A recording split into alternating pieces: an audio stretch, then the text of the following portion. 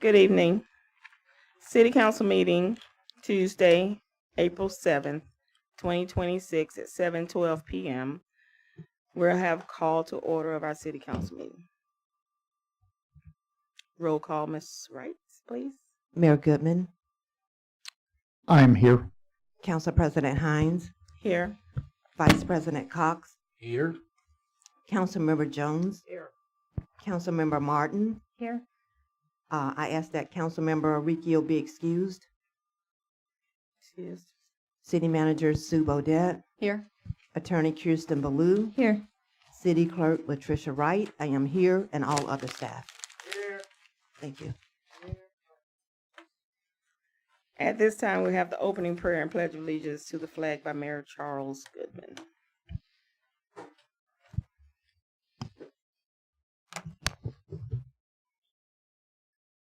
Join me if you choose. Lord, we come to you tonight, a group of people, a city. And Lord, we ask you to bless our meeting, to give us clarity as these counselors try to make the best decisions that they can for our citizens. And Lord, I ask you to be with each and every person that has come here tonight, to give them the ears to hear government in action, and perhaps one day choose to join that action. I ask you to be with our police department, who every day risk their lives to protect the citizens of this community. And I ask you to be with each and every one of our city employees, Lord, that work so hard to keep our city moving. I ask this all in your most precious name. Amen. I pledge allegiance to the flag of the United States of America and to the republic for which it stands, one nation, under God, indivisible, with liberty and justice for all. Thank you very much.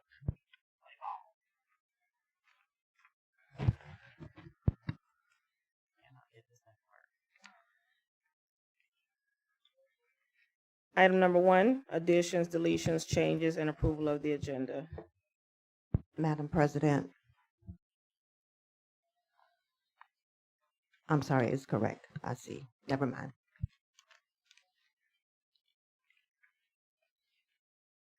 Do I have a motion? Move to accept the agenda as presented. I have a motion. A second. I have a motion and a second. All those in favor say aye. Aye. All those opposed say nay. Motion passes 4-0. Item number 2, Mayor Student of the Month, Mayor Charles Goodman.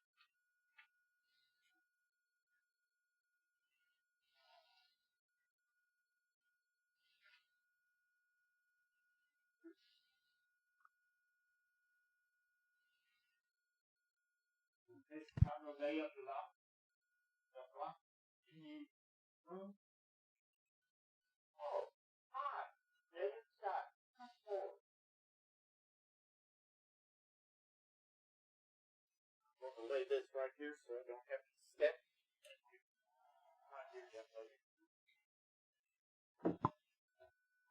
You know you were nominated. Oh, I'm going to get this down. Thank you, Aaron.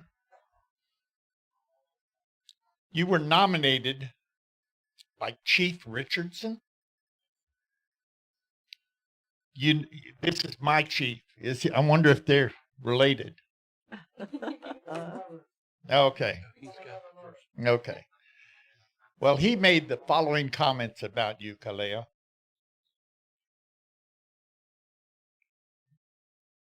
You are an excellent all-round student. Straight A's?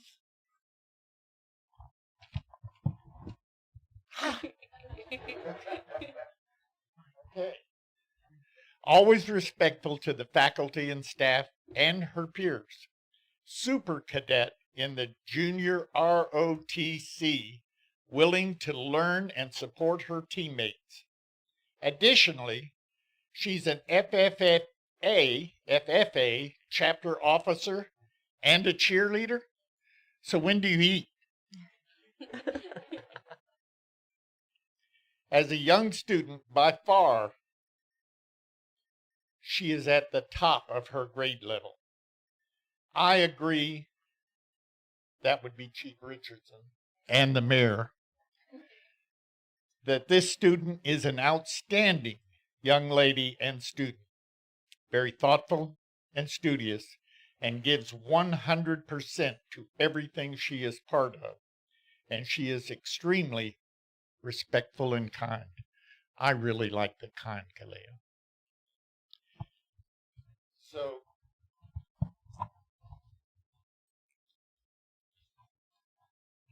I need you to hold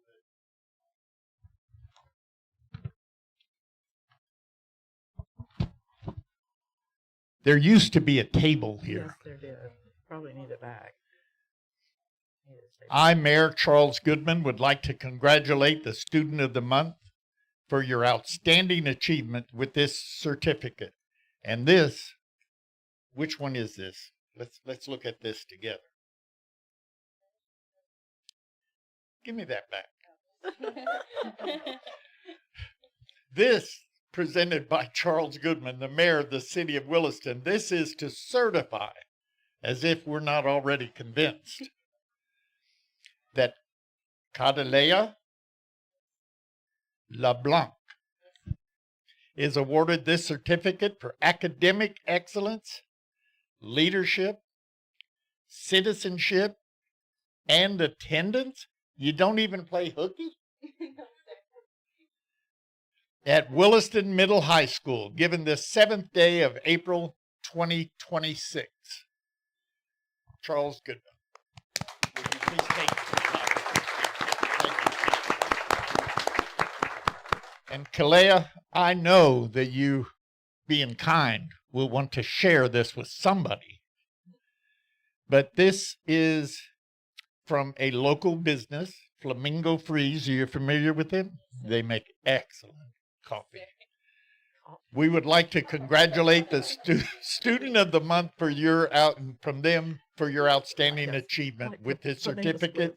It is good for one kid's meal or anything off the ice cream menu, but not coffee. From Flamingo Freeze.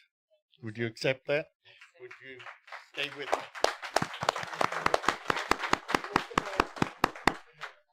Sir, thank you. I was going to get that in a minute. Is Kalesia Emery in the building? Kalesia Emery. Kalesia Emery going 3 times. I looked and I did not see a candidate for Kalesia unless it could be you, Randy. No? Okay. But she is not here, but I want to tell you what Mrs. Cavan and Mrs. Hires, who made comments about her. Kalesia consistently demonstrates empathy in our classroom. Each and every day, she's quick to notice when a classmate is feeling sad or frustrated and responds with kind words. A comforting hug, or by just offering help.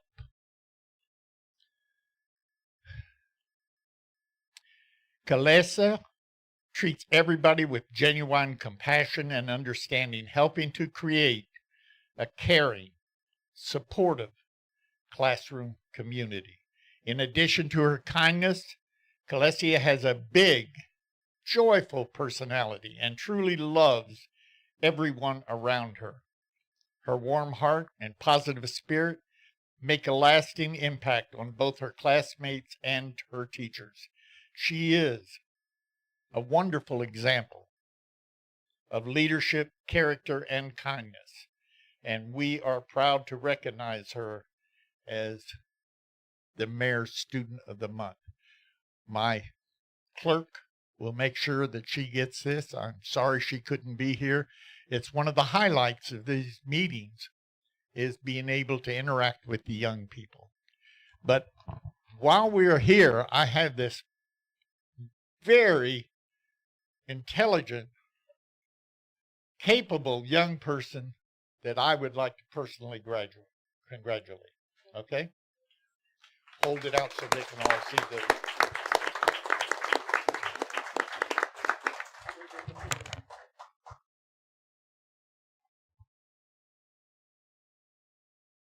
Thank you very much.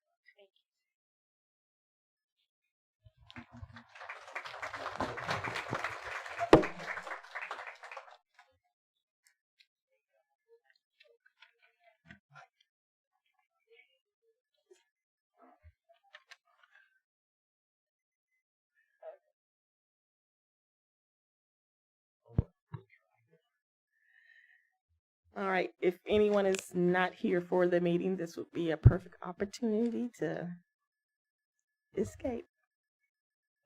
Oh, I'm glad you all's gonna stay. All right, so item number 3, Employee Years of Service Award. HR Manager Kim Troy.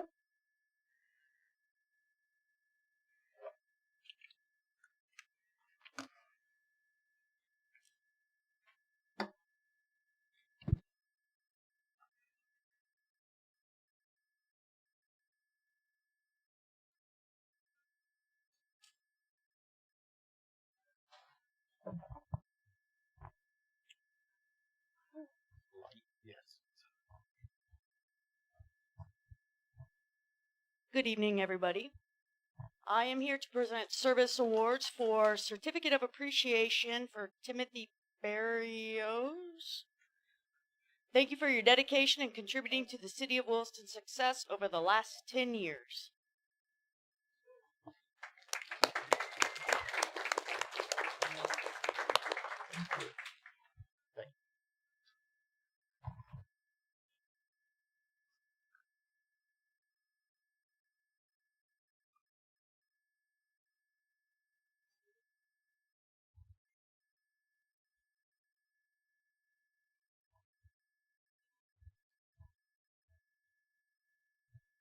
This is a Certificate of Appreciation for Jason Lee. Thank you for your dedication and contributing to the City of Williston's success for over the last 5 years.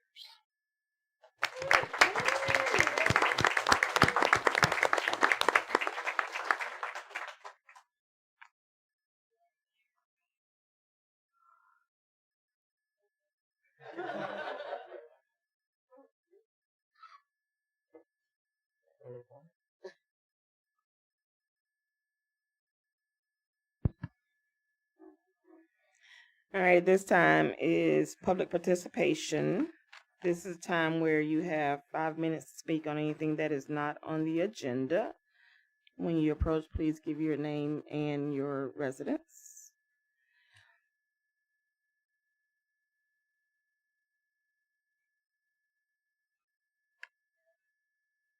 Is it lit?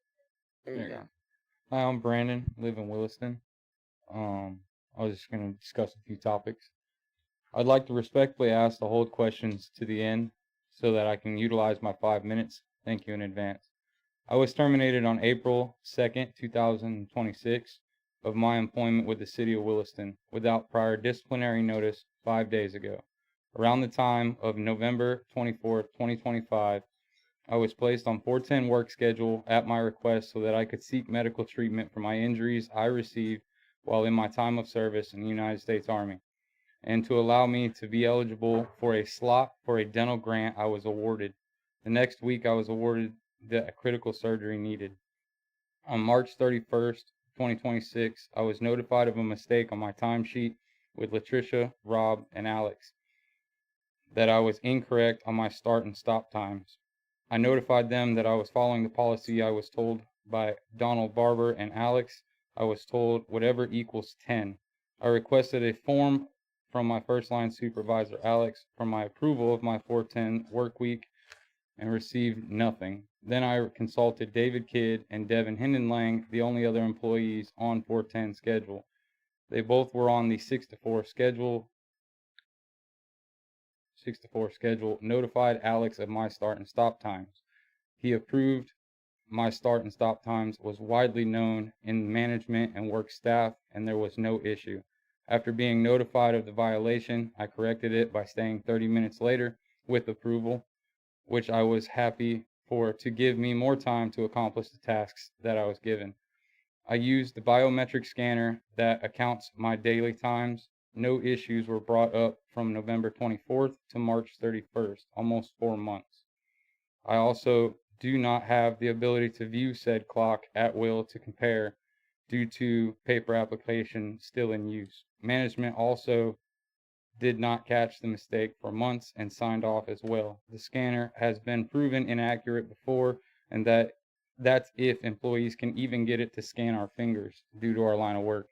We are not given our 2 15-minute breaks by Department of Labor standards, which equals the time difference I'm accused of. We only received the negotiated 15-minute lunch extension to the 45 minutes.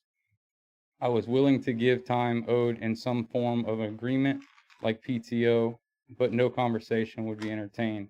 Progressive disciplinary was not followed.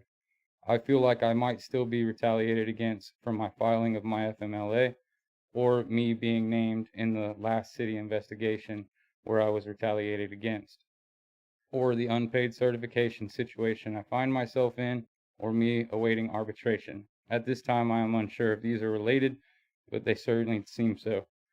I have worked with or on all platforms of the city and put the city first consistently in many long nights and days of work and many missed moments with my family. I have worked with contractors and also was trying to fix policy issues, overseeing meter reading, field operations, setting standards, and training staff, to include locators, countless meter readers, and water technicians. Events like what happened to me and David Kidd will foster a hostile work environment. We are human. I believe that my history with the city and my knowledge is invaluable to the city, as many people can attest to, and feel I've been discriminated against with the wrongdoing and the wrongful termination. Thank you for your time. Thank you. Does anyone on the council have anything to say? Before we make any comment, my general advice to you will be, due to the allegations that were just made, to not make comment. That would be my counsel to you all as your attorney.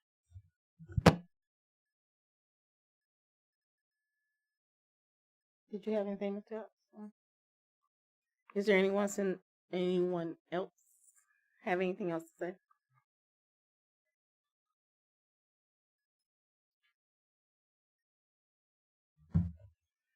Good evening, council. My name is David Kidd. I am a previous employee that was also terminated on Thursday, April 2nd. I was respectfully request that council please hold questions till my 5 minutes are done. I believe I was wrongfully terminated from my position as an inmate supervisor, as I was supposedly claimed of falsifying type documents. I am on 410s. Mr. Kidd, just a Yes, second. ma'am. Yes, ma'am. Can you start the clock, please, sir? Thank you. Okay. Sorry. Yes, ma'am. I'm sorry. I believe I was wrongfully terminated, as my schedule is, as Mr. Cunningham spoke, 410s, which consist of 6 to 10. When I have my inmates, I am not allowed to take a lunch or anything of that nature.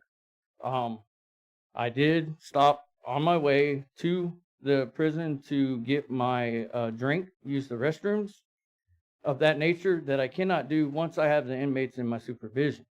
When I have the inmates in my supervision, they are to be in my eyes at all times. At that time, I was not able to take lunch breaks as others would receive their lunch breaks, where they get time away from their individuals. I must remain watching my inmates. I believe that there's been violations of the CBAs, not providing specific and accurate descriptions of the disciplinary incident. I wasn't given any prior written notice or discipline of taking action. I believe my history is invaluable to this city also, as I have worked for this city for 11 years, selfishly years, in the utility department, and prior to that, I also served on the City of Williston's volunteer fire department when it was a volunteer service.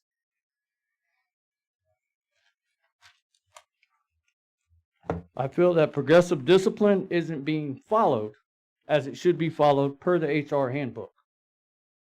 And my description of progressive discipline, it's a structured human resource process used to correct employees' performance of behavioral issues through escalating steps.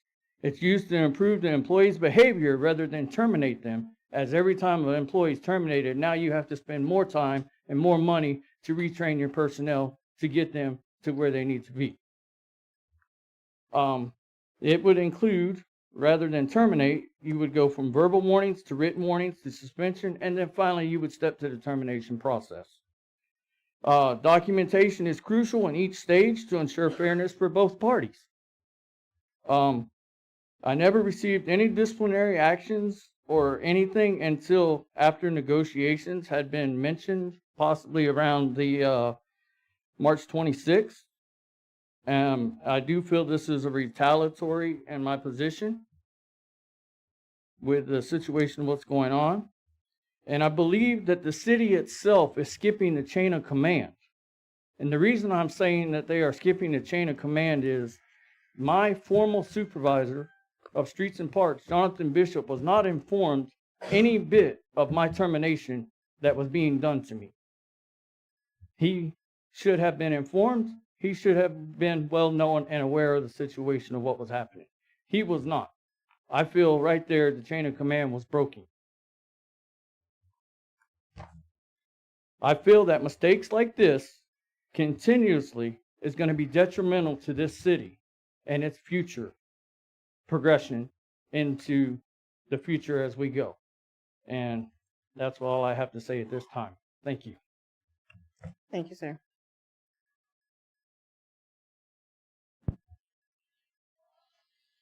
Anyone else have anything to say? So I've never been here before, so please forgive me if I'm not doing this correctly, but my name is Janine Hartley, and I live in city limits of Williston. And so I was just wondering, is there something being done for our water supply? So on one particular day, I know on March 16th, there was this flush of just muddy, dirty water that came into like my bathtub when I would turn it on, definitely into the toilets. And so it happened that day in particular, and it just so happened that I was here to pay my my utility bill. And while I was here, a call came in that they were saying that there was low water pressure. So, you know, you kind of put two and two together where there's low water pressure, this flush of just dirty water comes into your home. So a person came out from the city and looked at it, and they said that they didn't think that it was coming from the city. So the week prior to that, that same thing happened. And then it has happened before in the past. Now, I have an old home, but I have had, when I first bought my house 18 years ago, I had all the plumbing redone, all new pipes, everything, in and out. So I was just wondering, is anybody taking a look? I've got a water filtration system too, and it just, you know, where is this dirty water coming from? So, you know, it makes you wonder, is there a break in the pipe somewhere? I don't know, you know, if anybody else has had this problem. So that's the issue that I have. Is there anybody who would like to address? Yes, ma'am. If I could, my name's Rob. I can get with you after the Right here. Oh, Sorry. I can get with you afterwards, get your address, and we can follow up with you tomorrow morning on that. That would be great. Yes, ma'am. Thank you. I appreciate it. Thank you. Thank you. Any other public comment?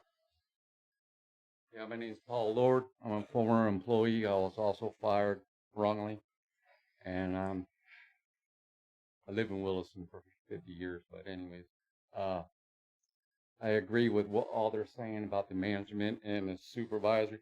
Anytime somebody questions the management on their ability to do their job, they seem to be terminated, and it's wrong. Good people were fired, 3, 4, or 5 of us, what now, 7, 6 or 7, and I think something needs to be done about it. Upper management needs to be fixed, and I believe it's up to the council to do this because you all know about it because you hear about it every day. Thank you. Thank you, sir.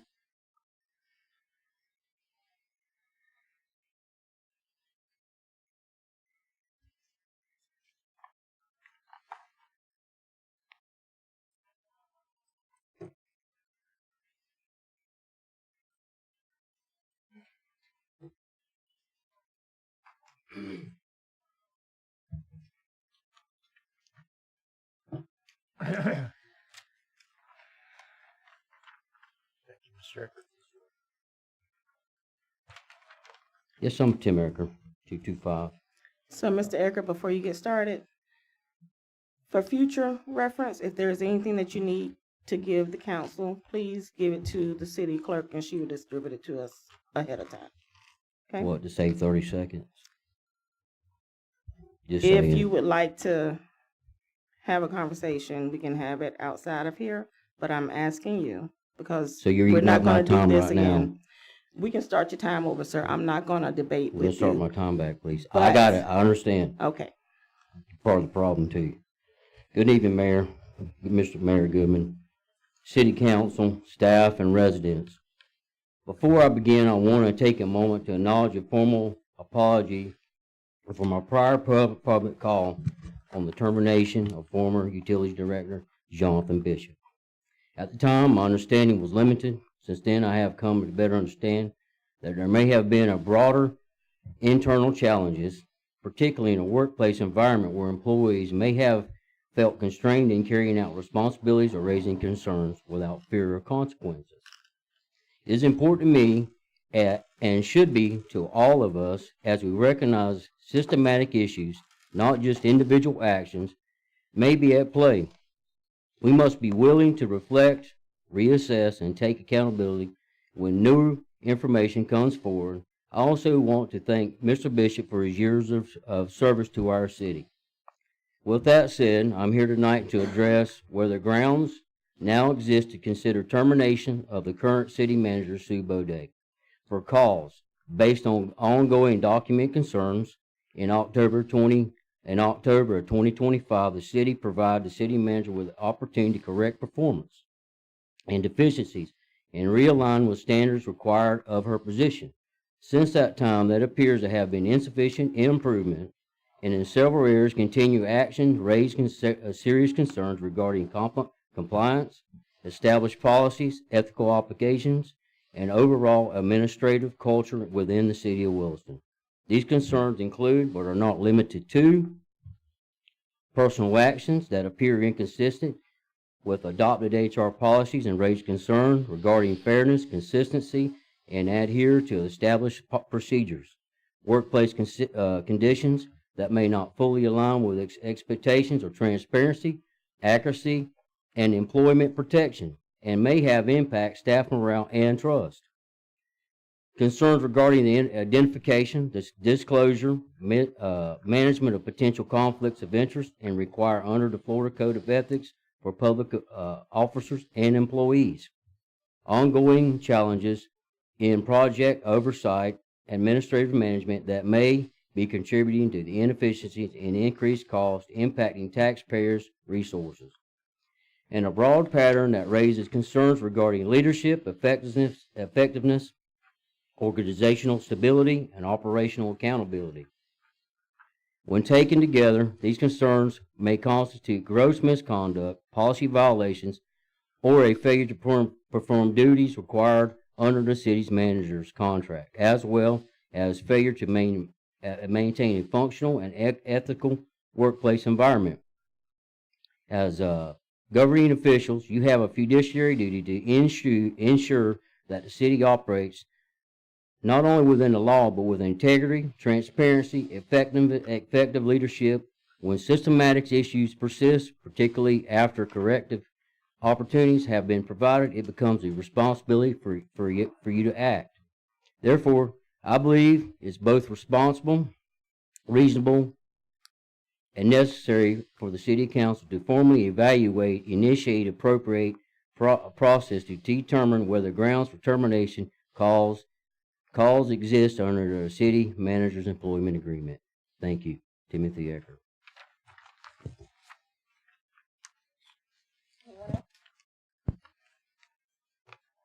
Yes, ma'am. I'm Joel Penny. I called several months ago when the Peso building was up on auction. I talked to Miss Sue Beaudet. She was supposed to get back with me to let me know what the website was and stuff.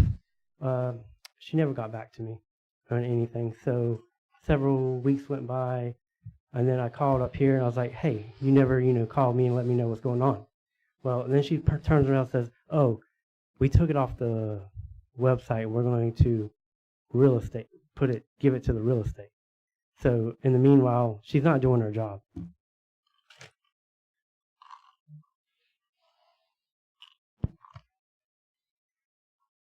Is there anyone else from the public who has a comment? I'm Albert Fuller from City of Williston, and I'd like to address the complaints that were levied about the 2 employees that were terminated.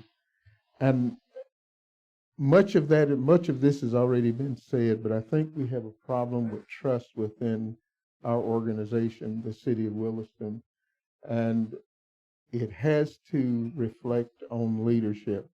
I don't think there's any trust, and I think the morale, even though there has been an investigation, nothing has changed. In fact, it's probably getting worse. And so somehow we have to address that.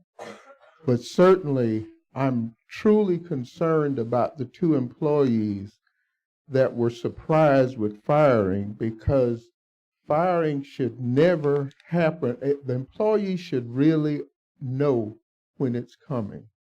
And that progressive discipline policy has to be followed if it's going to be fair to the employees.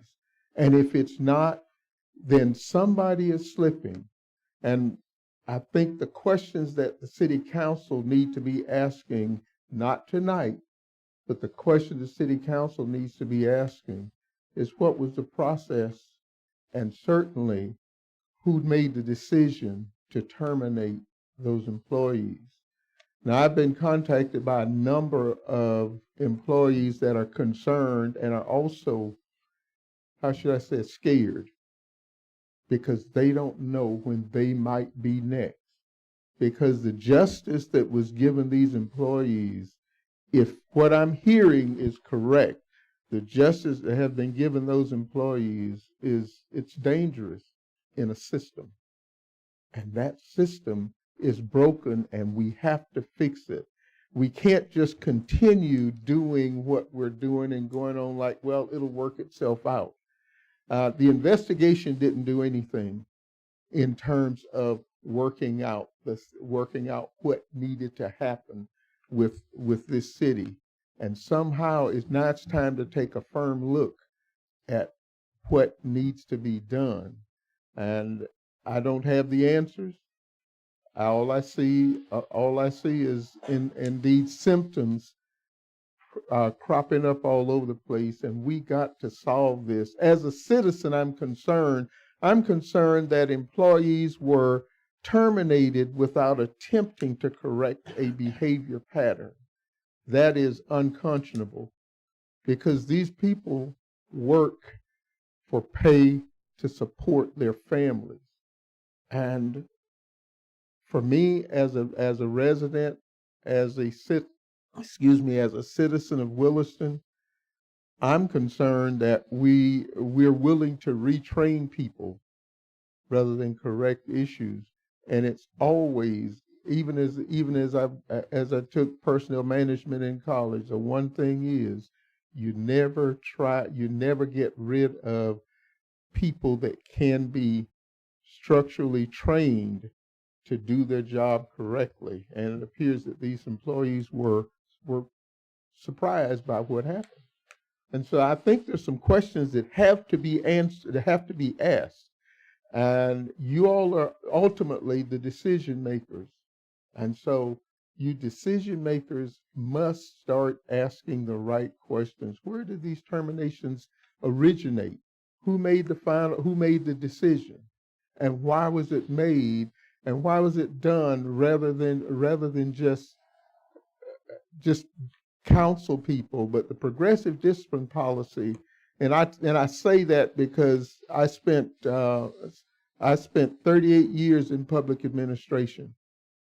It should never happen, and it needs to be corrected.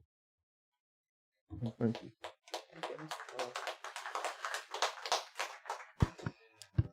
Is there anyone else who has any comments? Hi, I'm Ronnie Kerr. I live 226 Northwest First Street. I want to thank the electrical crew. I've had 2 different problems with the neighbor's tree limbs falling down across the utilities. It literally burnt my neutral. Anybody that's any way familiar, it sent 220 through my house. Terry was asleep. My son had just got home, and he said, "Mom, what you doing on the porch?" I said, "No power." Little did I know what a neutral did. It sent full power through my house. All of a sudden, we heard the electric had caught fire beside my house going to my meter from having the full power going. When I call up here, I get this, and this is a procedure problem too. Oh, let me make a work order.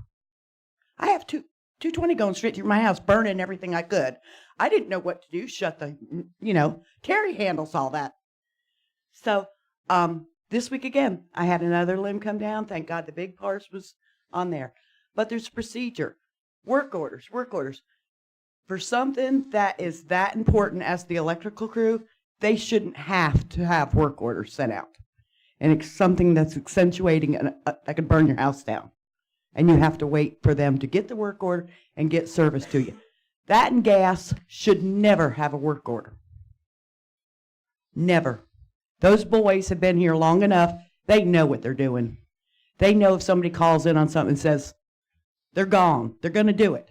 They are responsible for the majority of the money that comes into the cities, and their hands are tied up with work orders. And I'm glad to see that they have enough electrical crew that can handle something. My husband worked for years being the only one on call 24/7, was not allowed to leave the city of Williston. So at least these fellas have a life now. I mean, Williston, we got to get it together. We have to get the procedures, the right procedures straightened out, how things are handled. I mean, this isn't right. This isn't right. I mean, here we had a full crew, and we're having to hire people out of Orlando during the hurricanes. They cut the trees down by my house. The wires were hanging. Terry hung a note one time when ours came down. Please put the wire back up. I mean, come on. It's not right the way procedures are being done. Let them do their jobs. Leave them alone. And this disciplinary crap that's going on, that's bull. That's bull. These boys we spend a lot of money training these boys. This doesn't need to be done like that, where you just walk up and let somebody go without a warning, without talking to someone. I mean, these boys put in a lot of hours, and their family. So I say, let's get somebody going. Let's get some procedures straightened out. Let these boys do what they need to do instead of having to answer to the council. I mean, it's ridiculous. No. You got to watch whose toes you step on, Miss Debra. I'm sorry, I see you frowning, but they're not answering to the council. So but it's the procedure, and they're not being given the credit that they deserve. and it's all procedure. They're afraid of doing anything for stepping on somebody's toes. That's wrong. And that's all I have to say. We need an improvement. We need an improvement. And the water, forget it. I've had lime in my water from day one. I've been in and out of the hospital with kidney stones. I've put filters on everything that comes in my house. And the water is still lousy.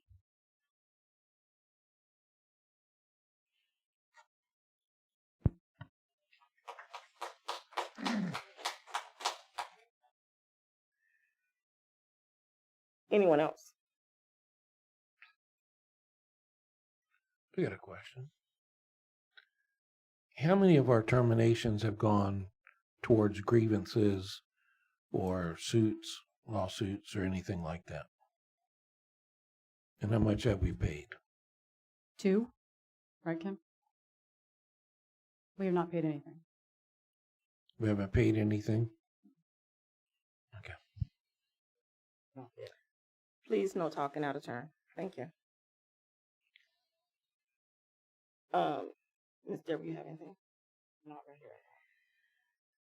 I have a question, but I'll save it. All right. So, if nothing else from the public, we'll go for the consent agenda. Council minutes from March 17, 2026. Move approval of the consent agenda as presented. Second. I have a motion and a second. All those in favor say aye. Aye. All those opposed, nay. Motion passes 4-0. At this time, we will go with updates, staff and board. We'll start with City Manager Beaudet. Thank you very much. All right, a couple of things. First and foremost, I wanted to thank FMPA for inviting the City of Williston to the Whistling Duck ribbon cutting ceremony. We had a good time that day, and we witnessed 215,000 solar panels across 1,300 acres of land, which was really interesting to see. Second, I wanted to read a letter that I got on March 25th from the Florida City and County Management Association. It says, "Dear Susan, on behalf of the Florida City and County Management Association, I want to congratulate you on your 5 years of service to FCCMA. To recognize you for your service, your name and picture will be listed in the Service Awards slideshow during the Thursday afternoon general session at the annual conference between May 27th and 30th at the Hilton Orlando. The general session will be held Thursday, May 28th, 2026 from 3:45 p.m. to 5 p.m. Next, wanted to let the council know that staff submitted a T-Mobile revitalization grant in the amount of $46,693 to install gas lanterns at the Peggy O'Neill Nature Park to enhance safety, elevate the park's historic charm, and create new opportunities for community use and economic activity. The city received letters of support from the CRA, the Williston Chamber of Commerce, and the Country Lane Estates HOA, so thank you for that. Then next, I received a letter, just actually got it in the mail, but it was actually dated March 31st that I wanted to read to the council as well, because it's actually about the staff. It says, "I know that normally when you get a letter, it is someone complaining. I want to take a minute of your time to let you know about the exceptional experience I had with your employees. My dad, James Mattis, a resident of Williston for over 60 years, failed to pay his electricity bills, resulting in Amos going to his home to shut his power off, which unbelievably was a blessing in disguise. We found out that his meter can was faulty, a potential fire hazard, and he had a water leak. I explained to them that taking my dad out of his home at 85 years old was going to be hard for him. I needed to get this fixed as quickly as I could. Everyone I spoke to or my brother dealt with in person, from Amos in the Public Works Department to Wendy at the front desk, Nikki and Sharice in the permitting department, I don't know the gentleman's name from the water department, were all kind, compassionate, and helpful. We were able to get all the work completed and my dad back in his home by Friday. Please let your staff know that sincerely I thank them all. If you would please share this letter with them as well. Sincerely, Michelle Mattis Wooten, daughter of James Mattis." So I thought that was a nice letter. Wanted to let the council know that tomorrow is our 4th and final leadership training with Laura Gambino, and then we'll be done all 4 sessions with her. And then at the next council meeting, the plan is to bring the list of infrastructure projects to the council so that you can prioritize them for looking at a possible loan that we've been talking about for a while. So we have a long list that we have kind of dwindled down, and then we just need you guys to prioritize which ones we actually want to pursue. And that's everything I have. Thank you. Thank you. Ms. Wright, do you have anything? Chief Rose? Chief Stigler? Good evening, council. I just want to give you a heads up. First off, with all this rain we had today, Levy County has implemented a 7-day burn ban. I am dead serious. I can't answer why, other than the fact they don't expect the weather to be good the rest of the week. What wind we're having is going to dry it out, and it's going to be right back to where we're at. On a side note, this morning, myself, the mayor, and Rob attended the Levy County BOCC meeting. We were there to request a little help with our vehicle repair budget, and Levy County has granted us $16,000 to help with vehicle repairs with the City of Williston Fire Department. Thank you. Anyone else on staff? Yes, sir. Mr. Benton. Yes, ma'am. Just want to let everybody know that you will probably see a little bit more air traffic this weekend. Next week is Sun and Fun down in Lakeland, and we are hosting our NATA Formation Flying Clinic. So if you see airplanes flying in formation over Williston in and around the area, we are not being invaded. I've had that phone call before, and it is very normal. We're supposed to be hosting about 10 T-28s and about 20 T-6s. So the lobby and the mezzanine will be open to the public for viewing, and the grassy area right in front of the Piper Cub beside the fence will also be open for viewing. We are restricting access to the ramp to the event personnel, because it's a pretty high movement area. Sorry, that's a great question. It will be starting Friday. Everybody will be starting to show up Friday. The event will run Saturday, Sunday, and Monday. So definitely worth checking it out if you've never come by and seen all that sitting on the ramp. It's a lot of horsepower, a lot of American muscle. Awesome. Thanks, sir. Anyone, Ms. Troy? Yes, since the last council meeting, we have onboarded 2 personnel to PD, 1 dispatch, Jordan Texidor, and part-time animal control, Isaiah, what was his last name? I forgot it all of a sudden. Starts with a G. You don't know? Okay. Isaiah G. It is. Good evening, council. So a few updates that we have on the utility side. A lot of the work, unfortunately, has been held up at the sewer plant as far as the cleanup and recycling of that area. We've had to pull the crew that was working out there off to start a different project. We are working on the fencing over at the tennis court, so that has started. Mr. Bishop is leading that. Quite a few other things going on. The small building up on top of the hill, we secured a contractor for that to remove that old building that we showed all of the council members. That building's coming down. We'll get another quote for a small lean-to to cover up the chlorine that has to be covered from the sun. So lots going on there. FDOT, Miss Debra, FDOT has increased our traffic signal from $16,000 up to $17,585. That's a $998 increase. Mr. Bishop was able to secure that for us this past week or so. So lots of moving parts, lots of good things going on, and some other stuff, as we all know. Is there anybody over by the thermostat? Can you please turn it up so that it warms up in here a little bit? I am freezing. Thank you. Make sure you push hold or it won't stay.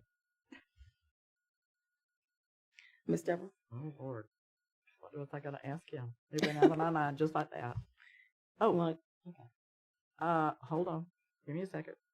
I'm not kidding. It went away with the thermostat. You want to come back to it? Yep. Shed?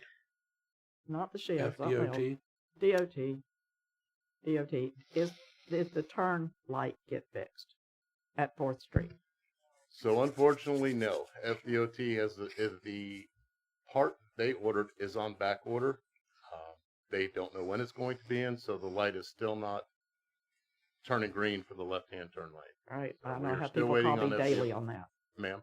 I have people call me daily on that. Yes, ma'am. We're still waiting on FDOT. That's their control box. Okay, All the parts inside belong to them, so we're got it. at the mercy of them. That's what I'll tell them. Mr. Rob, the shed that you're talking about, is that the one that me, you, and Alex had went up there and looked at on top of the hill by the water tower? Yes, sir. That's correct. The one that's fallen down? Yes. Yes, sir. Okay, good. Thank you. Miss Megan? Alex? Any other staff? Oh, hey, Mr. Aaron. It's me. Good evening, council. Who are you? Distinguished members of the audience. Fairly quick update on where we're at on the fiber. Hector and his group's going to be here and give a statement for their stuff. On my end, we've made quite a bit of progress since our last meeting. Most of it's been in the last few days. The contractor that we consultant that got on to fix our routing issue with our router and the hotspot for the on-demand services and stuff, he wrapped that up this afternoon, literally 30 minutes before the meeting started. So we believe that's looking good. We'll be able to test that tomorrow and make sure things are working like they're supposed to. The other consultant is working right now to finish up the setup of the Mosaic server. So he's anticipating that that'll be done tonight. And we have a call tomorrow with Fibersmith to maybe start making all these three things talk to each other. So once that happens and that gets in place and everything's working like it should, I'm going to say hopefully by the end of this week, when we get through testing things, we may can start weeding out some of the CalLink customers as a trial and see how that goes. Right now, City Hall is actually running off of Williston Fiber right now, primarily, as another test. That's it. Any questions from the council? I noticed that the little cone-shaped looking things for fiber have been put up around that were down on the ground. That typically when they get through doing all their splicing in that area, then they'll attach them and put them up where they belong. Yeah, I've noticed them all. Yeah, in a they'll lot leave of them places. down because there's no sense in putting them up and having to go up and take them down every time they manhandle them to do whatever they got to do. But once that area's finished splicing, then they'll put those enclosures up where they belong. How long will the testing take once all of your systems are talking to each other? Which You said that by the end of the week. well, you were just we'll get a few more beta sites on, and we'll just keep monitoring the network and make sure we're not having any issues with drop packets and things like that that we've been fighting for the last couple of weeks. Just until we're satisfied that it's working properly. approximately Few 2 days. days. I mean, Okay, a week, not like a maybe. month. I mean, no. Okay. No. I think if we can get 3 or 4 days of consistent work out of it without any issues, we should be good to go at that point. Great, thank you. Anybody else? Hearing none. Gotta start I'll somewhere. make a motion, we adjourn. Let's go. All right. I don't think we're there yet. Anything from the council? Good, you too. She said no. Do you have something? Yeah, I got a few. Go ahead. All right, I have a few questions. My intent in asking these questions is not to hurt anyone's feelings, but respectfully, as a city council member, just things I would just like to know. Looking at this is directed to Sue, your weekly sheet that you send us, the email. It said what you did for the week. Kind of shocked at the one thing where we have a lot of projects. Crystal Curl lift station, squirt truck, sewer gate station replacement, animal shelter fence, general infrastructure improvements, police console, brush truck. $1.7 million. Please say that we're going to get grants and not loans. I'm not really interested in going for loans unless we actually have got to have it. So I asked all of the department heads to put together their list of infrastructure wants, needs, if you will. That was the list that Stephen just gave to me, and that's the list I was going to present you guys at the next council meeting for actually, for review as to what you want to actually put in a loan. That is entirely up to you, but there are not grants for any of this. No, this is a loan. So you have to decide what you really want out of that list. It says, do we want to include a vac truck? As much, the machine is an awesome piece of equipment to have. It makes it quick for utility guys if they got to dig a hole and repair a water leak. It's an awesome piece of equipment. But even if it's $500,000 or $750,000, it's a luxury. I don't think it's a necessity, because last year or earlier this year, we rented one for a month and got a lot of stuff done. We lined up a lot of projects. That's a lot cheaper than wanting to do that. This one I was kind of confused at. Tasers should be included in the operating budget. That was Stephen's comment. What tasers? There were tasers that somebody put in their wish list. So not you. Then we can remove those I then. heard say we got tasers. Unless it was it for the animal control? What's the cost value for the tasers? Is there a cost value with that? No. So it'd be me. Okay. Okay, we'll take it out.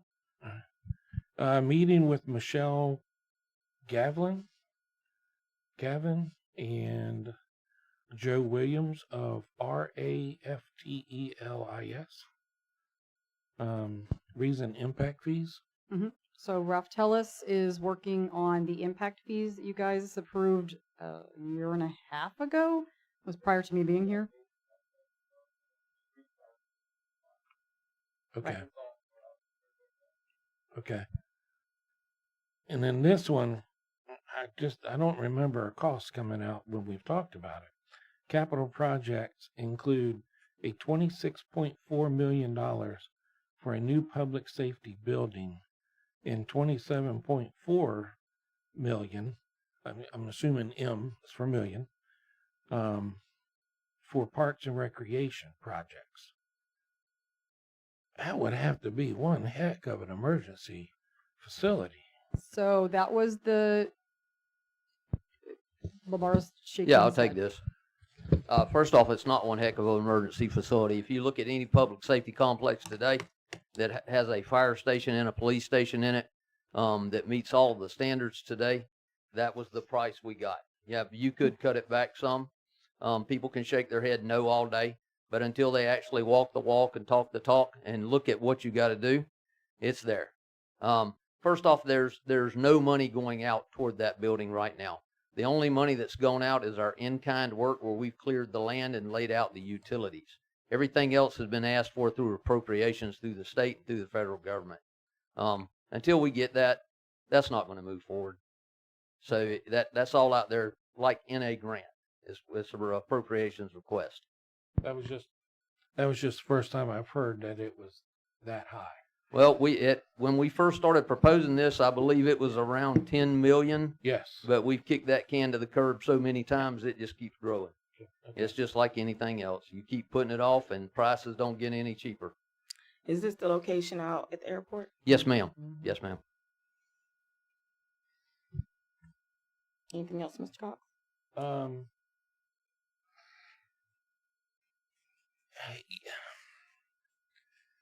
I hate to really say it, but earlier when we were talking about the evaluations or the I call it the survey, where all the employees and everything, there was something of a list that was repeated on there numerous times.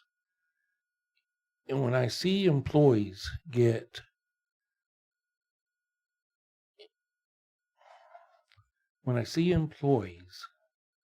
who've been with us for some time and a group of them get terminated, in the back of my mind, I'm like, is there a list? Or is it just the employee needs to go? You know, I've been out when these guys have been out working, and they give everything to these people.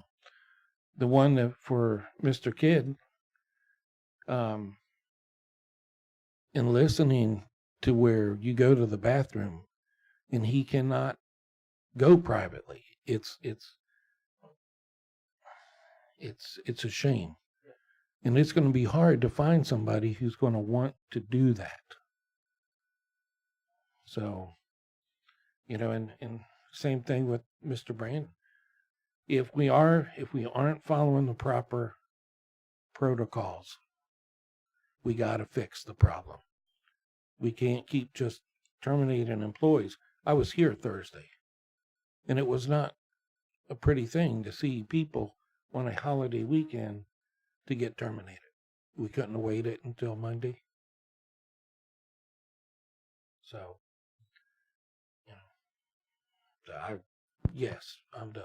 Ms. Kim? Their official termination date was Monday. They had to bring stuff in. We went ahead and put them on admin leave for the full 8 hours, just to turn their stuff in. Thank you. So nobody else on the council had anything? Just a moment. All right, so my question is for Kiersten. What was said by Mr. Brandon that we shouldn't be making comments about? What is the legal portion that we should not be talking about? So my advice to you is based on the fact that there's just been made allegations of hostile work environment, wrongful termination, etc., things that are legal claims. Anything that you all say in regards to that is something that could be used pro or con by anyone who brings litigation.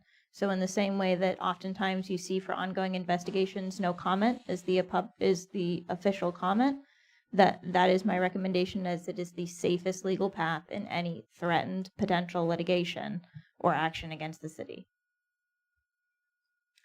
So, so at what point are we to ask questions and get more of a clarification? Because an email saying that somebody's terminating, that's all you get. You don't get a phone call. You don't get a conversation. You don't get anything related to that termination. At what point are we supposed to be asking those questions, and where? So legally, the safest place for you to have those conversations is in person with the individuals that you are looking to have those conversations with, from a legal perspective. Obviously, I can't tell you can't comment on anything. My job is to tell you what is the legally safest way for us to move forward on any of these things. And my advice to you in all pending, ongoing, investigative, or threatened litigation is that we don't make comment on it. And it's like that with anything. That's not to say that you can't ask questions. That's not to say that you can't do these things. I'm just letting you know that there is a potential liability that comes with anything that you all say. So that's what my comment was based on. Okay. All right. Mr. Mayor. Madam President, how are you feeling tonight? I could be better. Well, I'm sorry. Tired. She's I'm sorry. I know it was a long day. I would like to address Vice President Cox's concerns. While I was in Tallahassee, there is nothing ever assured about grants. But while I was in Tallahassee talking to a representative, he said that our safety complex was within the top 3 of the places that he is looking at that he believes a grant would be acceptable. And because it is a one-time grant, I was told that the biggest problem they're having up there is continuing grants, where they're committing the state to grants every year for projects. And because ours is, as he called it, a one-offer, he thought we were very good on possibilities of getting it. Now, it's a grant, Don't necessarily mean we're going to get it, but it was within his top 3. So the efforts that this council and the city makes going to Tallahassee sometimes actually work. That's all I had about that. Thank you, sir. Now, on to more important objects. This morning at the county commission meeting, the girls' basketball team, what is it? Not high school. Yeah, high school. Okay. Anyway, they were present to receive appreciation for their hard work. And as I was sitting there, I have sent such an email to the clerk. I don't know if she's seen it because she's had a busy day. But the council wanted them to know how appreciative they were of the hard work and the dedication, and that their efforts showed great honor and pride for the county and for the city of Williston. And I thought at that time, actually, that's not correct. Someone that I was with mentioned it, and I said, what a wonderful idea. I have asked the city clerk if she would consider the girls' basketball team as the grand marshal in our Independence Day parade. She's pointing out, so I may be in trouble. But at any rate, I wanted the council to know that those group of girls were fantastic representatives for our city and our county, and I think we could do something to help recognize them. And that's all I have. Thank you. And they sing. Mayor Goodman, I said, and they sing. not to interrupt you, but we do have something planned for them on May the 2nd, along with the high school. I had to get permission from the principal first before I can move forward with what we were going to do. And I have no objections to that, but I still would like to consider them as grand marshals on our Independence Day parade. Even though I have already asked someone else. I will make it work. You know, you're not nearly as pretty when you don't agree with me. We will make it work. Oh, Lordy. Anything else, Mr. Mayor? Evidently not. All right, y'all, come on. We got a long way to go. Nobody else has anything. Miss. I'm sorry. I would like to address the issue of the terminations and ask your advice. Obviously, there are some concerns about how they've been handled. And I think most of us have acquired over the past 24 hours some understanding as best we can of what transpired. But I do feel like this is a conversation that needs to be had amongst the council to provide direction about how we want this to be handled going forward. So what is our best avenue at this point in time to address amongst ourselves our concerns and to give direction and get questions answered in a consistent, so we all get the same answers to the questions that we have. So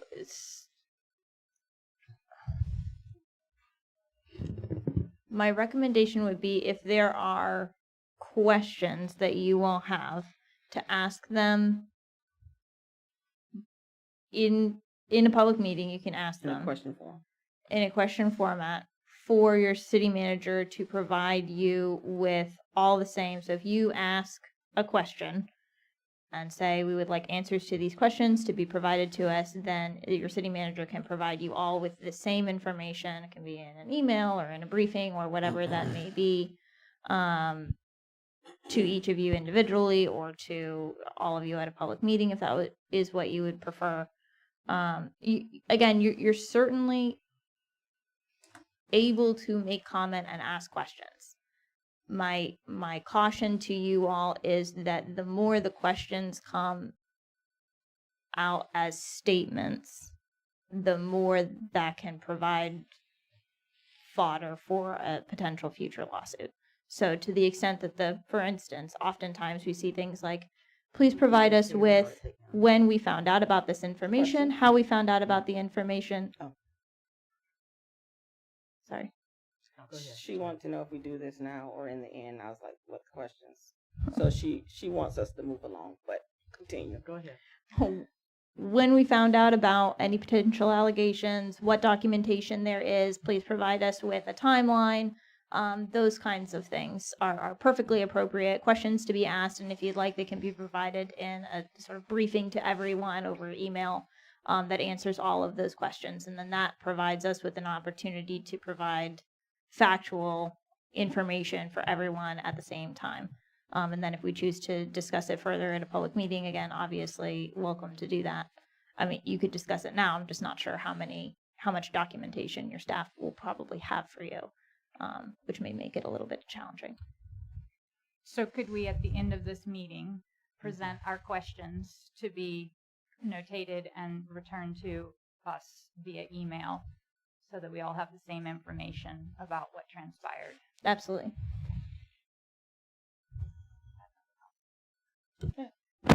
I just want to ask one last question.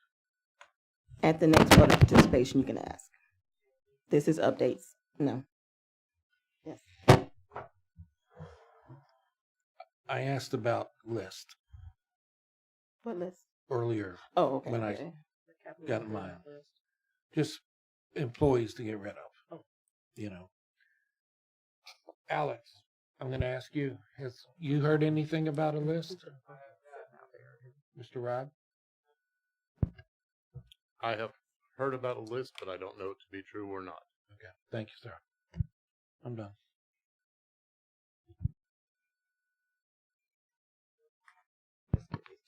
All right, so if there's nothing else from the council, we will move forward to new business. And let me just say that my concern is we have 3 consultants sitting out here who are on the agenda that I would like to have them do their business so that they don't have to sit here all night. And then we can get back to this at the end. That's just... What? Is it not working? No. I have one on interview. My AdTran consultant has texted me that he's finished with the server. Yoo-hoo! So the next step was Fibersmith tomorrow. Oh, okay. Great. Thank you. All right, so discussion update on Edmunds system. Jeff Sates with Edmunds. Thank you, President Hinds. Good to see some of you again. Chief Rawls, Mayor Goodman. Thanks for having me again. My name is Jeff Sates with the Edmunds GovTech software company. I'm here to answer any questions. We have had, we provide the accounting, water utility, electric utility, utility service software that the city uses.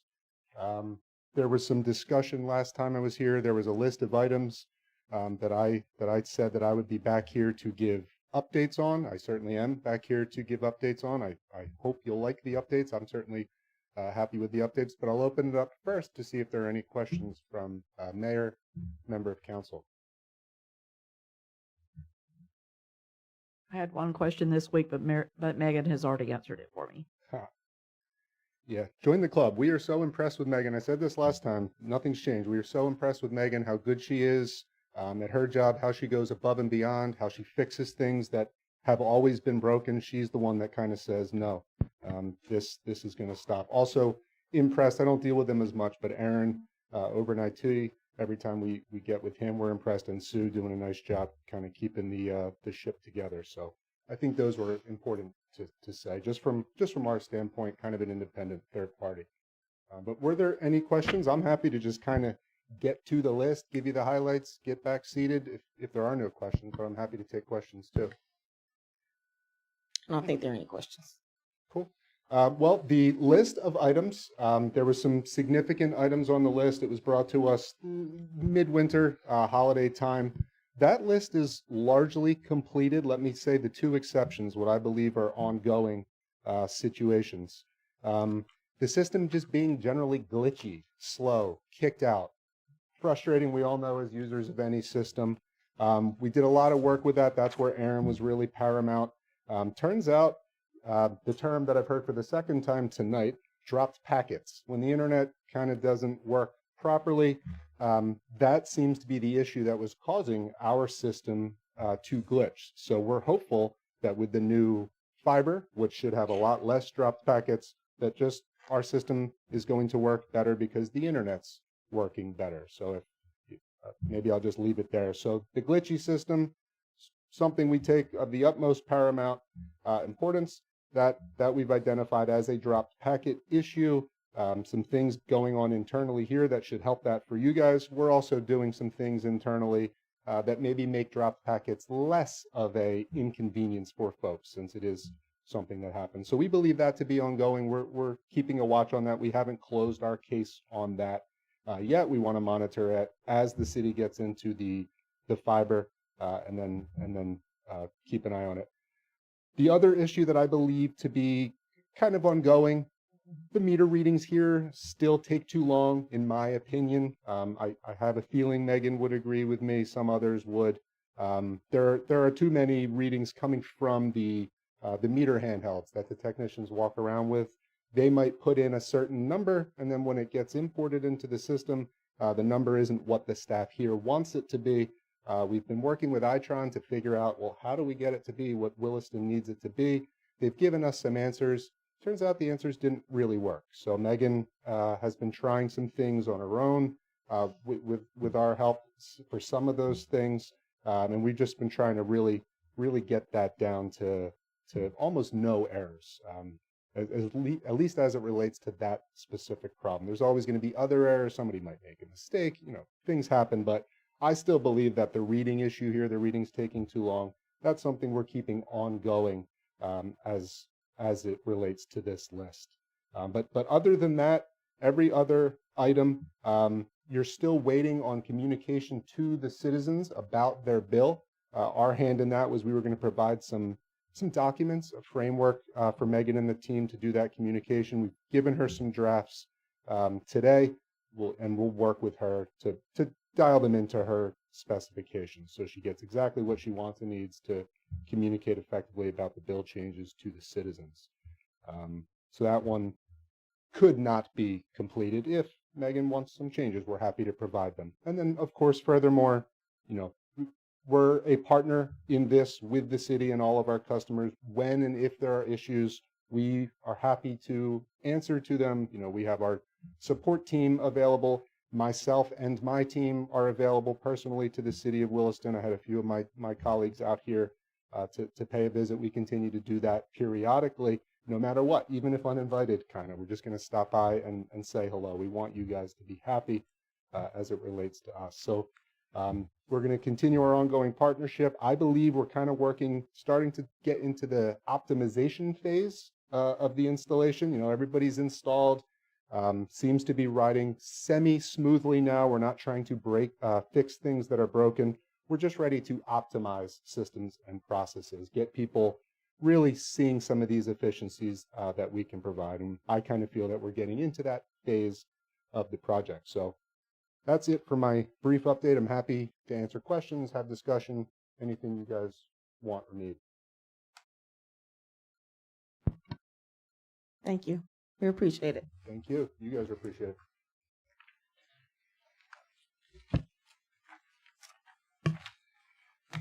Okay, item number B, discussion with possible action. Retail strategies for Williston Top of the Hill, Sarah Beth Stewart's. Good afternoon or evening, Mayor, Council, staff, and public. Okay, cool. Working on getting a presentation pulled up. But I appreciate all of your time. I'll go ahead and just kind of start off with an introduction. I am Sarah Beth Stewart. I am the Vice President, Community Partnerships with Retail Strategies, and I'm here to talk to you about retail development. I'm sure many of you here would love to see a Waffle House or a Chick-fil-A or Publix or any other type of restaurant or clothing or just retail opportunities in the community so you don't have to travel too far. Have a cool place to eat, entertainment, healthcare. There's a lot that goes into what we consider retail. And that's what my company does. So a little backstory about Retail Strategies. We were actually born out of a commercial real estate firm. So our sister company does everything from major mixed-use development, property management, tenant representation. And we formed our municipal consulting side to really aid communities with attracting and finding the right retail for their community. So we act as the extension of city staff to take a proactive approach to retail development. Is there like a clicker or anything I can? Okay, perfect. So we've worked with over 800 communities since our founding. We are very active in ICSC, Retail Live, several of those other municipal companies as well. I mean, keep on rolling. So a little bit about our process. So it starts off with trying to understand who the consumers are within the community. So there is a market analysis, really understanding not just who the residents are, but who might be driving in and out of the community. We want to study who they are, what are their buying habits, spending patterns. There's all different types of data out there that we can pull that will really show us those consumers. And on to the next slide. So this is actually a mobile data report off of the Dollar General. And it is basically a geofence, and it's tracking those consumers that might be coming in and out of that specific Dollar General. And we're able to see a lot of information about them. And again, what are your buying habits and spending patterns? And then part of that, and now if you'll go back 2 slides, sorry. Yeah, here we go. So this one specifically is showing us about 30,000 people are in that retail trade area. So there's a lot more people than what your current residents are. And it's also having a 6% growth percentage over the next 5 years. So that's great stats to share with retailers so they know that they can make money within your community. Another stat to share is there's $250 million leaving this boundary to shop elsewhere. A lot of you can probably tell me, yes, we are shopping in other places. And so those dollars need to be staying here locally. And that's what we want to do. If we can pop over to the next slide, there's all different types of reports that we pull. I'm not bore you in them because it's a lot of data. We'll skip ahead to the real estate analysis. Because all of that data is great and we can nerd out for hours upon hours upon hours of the data we have available, but the real estate is the true driving force behind a commercial real estate transaction. So our team of real estate professionals will come to the community and drive the marketplace, cataloging real estate assets. This screen right here is showing you one of our clients, St. Cloud, Florida.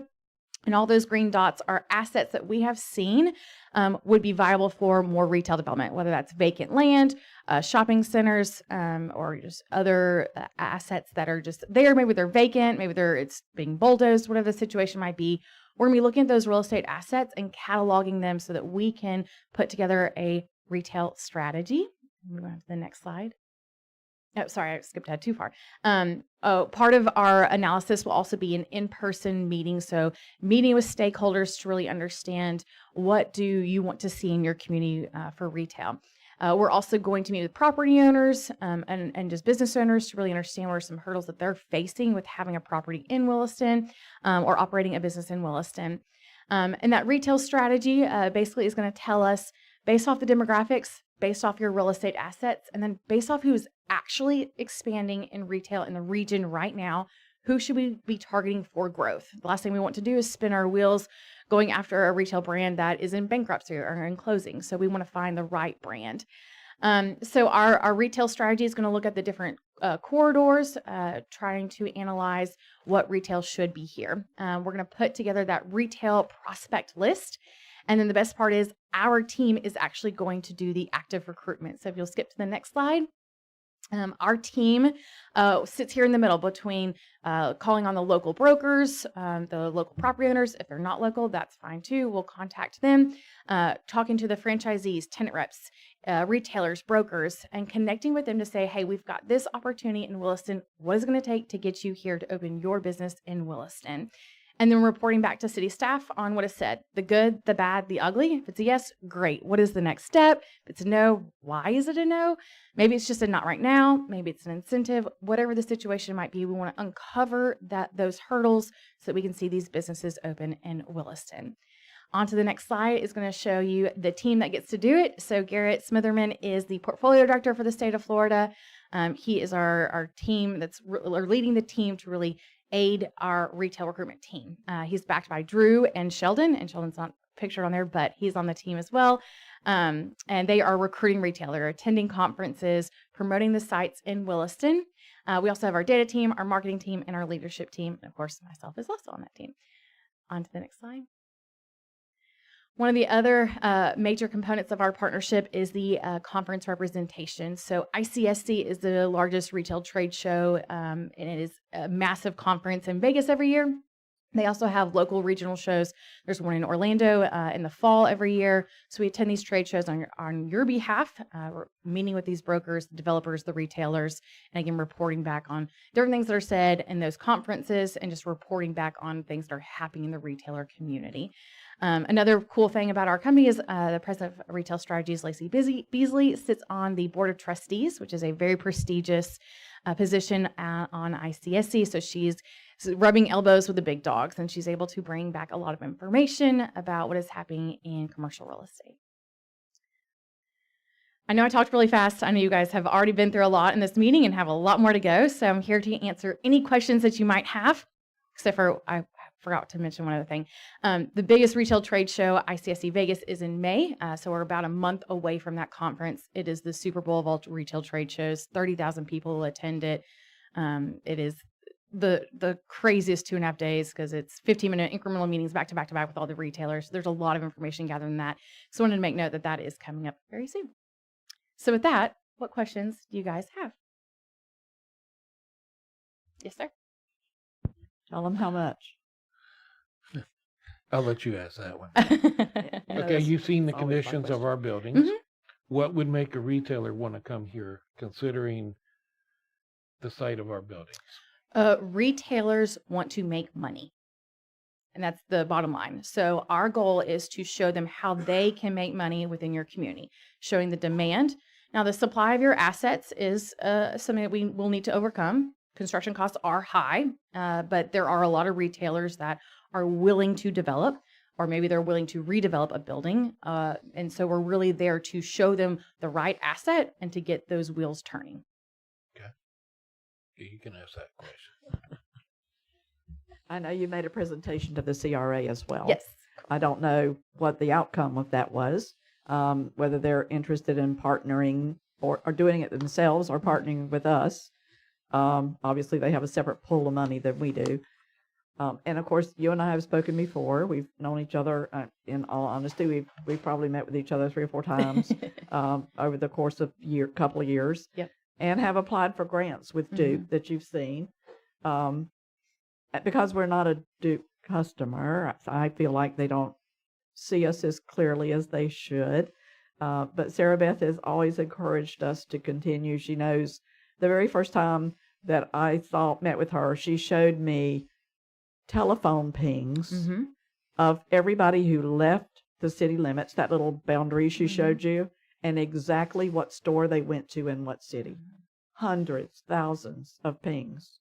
So these people know exactly where everybody in Williston is leaving to go to and what they're buying and where they're going to buy it. I think it would be very advantageous for them to work on our behalf, to represent us at these trade shows. We know what we need. We need clothing. We need shoes. We need home goods. We have certain things that we have, but they're not exactly what we need. Obviously, none of those. We have plenty of Western wear between Tractor Supply and Cloverleaf, but we need just regular clothes and regular shoes, place to buy tennis shoes. Yeah. I mean, just anything. Yeah. And home goods. If you needed to put up some curtains or buy a rug, whatever you needed. I'm talking like a Bell's or a Bell's outlet or something of that nature. Yeah. And we've kind of told Sarah Beth that's what we're looking for. Those things that Williston doesn't have. And I think it would be great to have them act on our behalf. It's just the money. And Absolutely. Like I said, that grant that we applied for Duke, they would pay part of it. And we went that way, I think, 2 years and didn't get it either year. So now we're here asking for money. So what's the price? You asked, but you didn't let her answer. I did. Oh, I wasn't sure it's gone. I didn't know if it had gone up or not. I knew what okay. it was I a missed year it ago then. and 2 years ago. but I missed it. Okay. No, so it's 45,000 yearly. We typically ask for a 3-year engagement because retail takes time. A Dunkin' Donuts can usually set up shop in 9 months, but bigger boxes are going to be 3, 5, 10, sometimes longer. Most retailers are already done with their 2026 and 2027 pipelines. So we ask for that yearly engagement. You can exit out at any time. Priorities change, staffing changes, council changes. So there's just give us the 30 days notice and you can get out of that agreement anytime. So how did the CRA react? Okay, so first I want to address your first point about being Duke, because Sarah Beth and I worked together in Bronson, and we did not get the grant either, and we were partially Okay. Duke. Yep. So I don't know if that has anything to do with it. But yes, so Sarah Beth, one of the meetings we had recently, she happened to mention that she also worked with CRAs.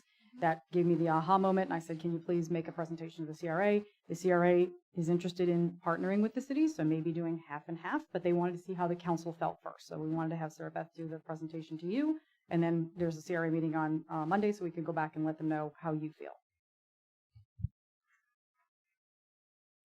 Yes, Ms. Meredith. I noticed on your list, these are all franchises that you work with, so no local businesses. Local businesses too. Part of our Recon Day, our in-market workshop, we want to meet with business owners, or entrepreneurs. We want to supply them with the same data that Target and Publix has access to, so that they can make decisions for their business. So there's a lot of information that we can provide to those local entrepreneurs, to those local business owners. When it comes to recruiting more local and regional brands, we are very targeted on those. There's a ton on there that we do work with regionally and locally. We have all different types of reports that we can pull to see what are those brands that have 2, maybe 3, 4, 5 locations. We like that model because those business owners, number one, know how to run a business, and number two, have opened up several businesses, and they have access to capital, so they will be successful. That's typically why we try to follow that model, but we want to support all in any retail business.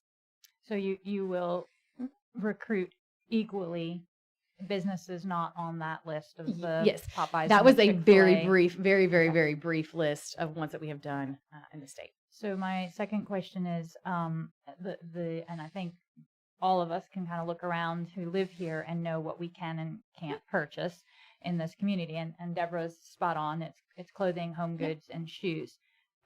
Do we have a building site in this city that would support a Beals, that is large enough to support a Beals? That's something we need to do our real estate analysis and look at all of the different assets that are available or what might be able to be built. Because, I mean, I've driven through the city enough as everybody else that we have very little land on which to build. So I am very concerned about spending this amount of, we need to annex, but that's a process. I agree. I do think the city we need to buffer ourselves. We don't need, retail businesses coming in on the edge of city and Levy County, but Levy County getting the taxes. But I think we're a little bit, in my personal opinion, cart before the horse here, that we would spend this money before we have the land to put these buildings on. So I can tell you the last 3 or 4 that we have had. I can think, even think of 3 or 4 that we've had that they actually have annexed because they bought the land.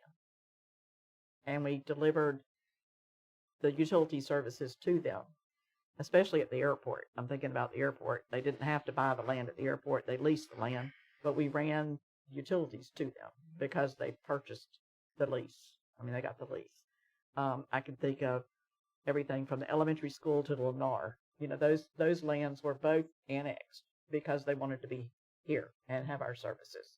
So as long as you're close enough in the municipal service district where we could extend our utilities to them, that's how you get the annexation. I'm just concerned because looking at Chiefland, that's not the same model that happened in Chiefland. And the downtown of Chiefland is pretty much non-existent.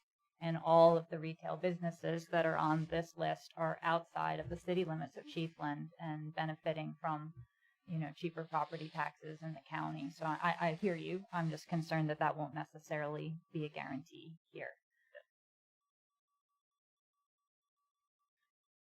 I would Any other agree questions? with Ms. Martin. If we had the property, it'd be great. Well, it's about maximizing your property. me, what that's you the do. way to get So- the property. So I Say- do have a question. You said like Dunkin' Donuts. What if a franchisee has the rights to this area? Yeah. Do you hunt out who that might be? Yeah. And then get them? Yes. Okay. 100%. But going back to the property, that's a big part of being in Florida is you don't have a ton of real estate. And so you've got to maximize. And so you don't want just to have any retail branch up. You want something that's going to benefit or add value to your community. So that's why we take the approach that we do is being very strategic on what are those brands that are going to add value, add to that quality of life, and targeting them specifically. Finding the right real estate asset is a part of the puzzle, but that's everywhere. And so that's our job is to maximize the options, finding the right brands, and getting them here sooner rather than later.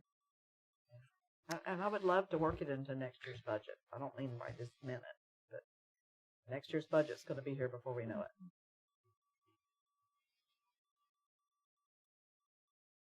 So, quick question.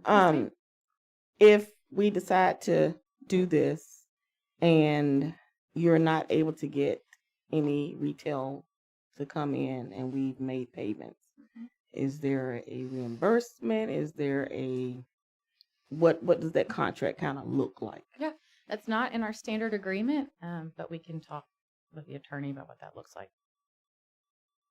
Okay. Any other questions? Anybody else have anything else?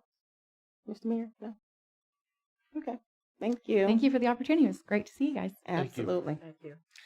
All right. At this time, we're going to take a 15-minute break. It is 8:45 p.m. We will return at 9 p.m. Okay, before everybody dismiss, well, take a break. I just want to thank Chief Rose for providing the dinner for tonight. So if you could have did that at the end. Well, he wanted to. All right. Go ahead. Break time. Go and hail. Thank you.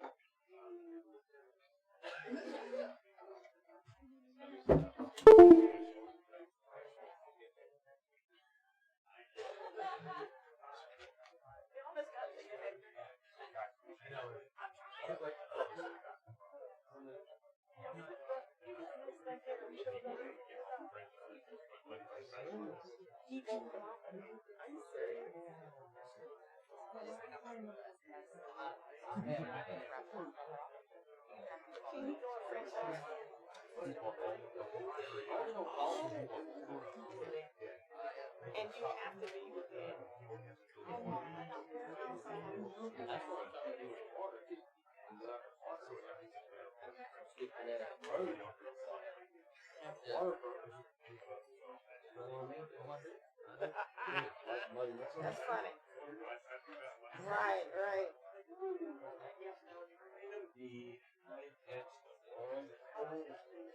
Okay. Okay. So that means I read the wrong one? I read the wrong, but okay. Yeah. Oh, okay. Okay. Okay. Okay.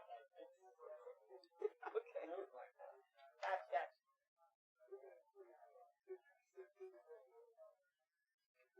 Here.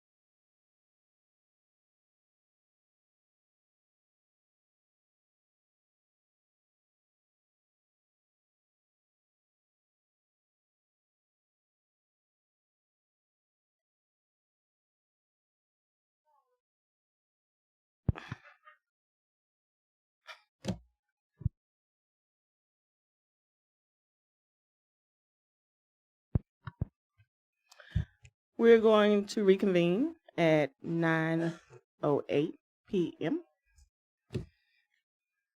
We're going to go with item number C, discussion updates on Williston Fiber Hector with performance service. I'm not going to butcher your name.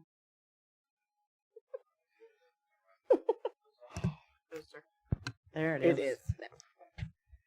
Well, good evening, Madam President, Mr. Vice, council members, Madam Manager. Hector Samaria with Performance Services, here to provide that update on the fiber. It's great to see everybody. Of course, I always wish it was under different circumstances. But I want to start by saying that we remain committed to the city of Williston and to Williston Fiber. We're committed to getting this across the finish line. And when I say that we are committed, what I'm really talking about is our team. And that's from the president, our chief sales officer, and our Florida team that's here with me tonight. Joe Suggs, he's my boss. He's our manager. He's responsible for all things happening in Georgia, Florida, and Alabama. He's in back there. He and I have been on calls for the last several weeks, trying to not only identify the challenges, but really again the best and quickest path forward. On those calls have been our ops team, Charles Swerse. Hope I didn't butcher that. Got it right? I always just call him Charles. He's our operations manager. He's also in charge of Florida, Alabama, and Georgia on the operations side. And with him is Jeremy Vermillier. I had to practice that because these are just different last names. He's a superintendent. He's the boots on the ground. He's overseeing our subcontractors with a heavy hand. He's doing all the QA, QC of things that have been done and things that are being done. He's documenting what's being done and where, if there are any challenges, what needs to be resolved. So these are the teams that are here. These are the folks that are committed to the city of Williston and to this project. Let me also, I talk about our team, but I want to say, before I talk about a few other things, that we have been working closely with your staff. And I mean, we have been on calls, we have been in meetings for the last few weeks working with your team, and they have been absolutely phenomenal. Sue, Rob, and Aaron have been great. They have been supportive, they have been professional, they have been engaged, and they have held our feet to the fire. They have done what they should be doing. And they have been great to work with, so we really have enjoyed them. The delays, any delays that have happened are on us. Your staff has been working this very, very hard to make sure that we continue to move forward. So I just wanted to thank them. I won't talk about the things that Aaron already talked about, but I just want to touch on a couple, just two items. FDOT permits, there are 6 still that are outstanding. We're still working on those, but we have been listening to your staff, and we are pursuing options to expedite that process and find alternative ways to continue to manage that. Luckily, or fortunately, Rob has a wonderful relationship with the FDOT folks. That has been a blessing and has been very, very helpful. So we're thankful that he has been involved, because he has really helped us to cut through some of the red tape and get things done and moving forward as best as we can.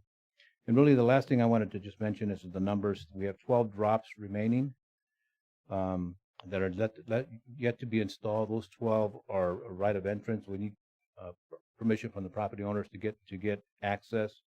We have 99 drops left to test, and there are 85 drops that have yet to be assigned. But that's just a matter of identifying those 85 that are ready to move forward with the Williston Fiber. And once those are identified, we'll be completing those as well. And that's really wanted to give you a quick update, and wanted to open this up to Q&A for any questions you may have for either me or for our team members. Any questions from council? These are new members? No, these are your senior? Yeah, they've been on the company for a good long time. Okay. A lot of experience, but we brought them on here specifically to address and to expedite the process here. We all understand the challenges that we've had, so they're here to bring another level of expertise and hierarchy to the project to make sure things are getting done. So I don't want to say that they just started. I have been on the phone with these guys for, again, several weeks. We have been in meetings and on calls with your staff for at least 2-3 weeks minimum. We've been engaged in meeting with staff to again, figure out the best path forward. We'd just like to say welcome. Thank you for coming down. And let me add, they're not here just as a show of force or to show the flag. They're committed. They have been, I can't say enough about how hard they're working, and just the level of expertise that they have that I don't, when it comes to project management, superintendents, and then just the what's the word I'm looking for? Just the ability to provide the resources, the person who has access to those resources, and my boss, Joe Suggs, who can make things happen within the company to bring folks to the team, as he's done for the city of Williston and these team members that we have here engaged now. So, Mr. Killian, just a second, and you can go next.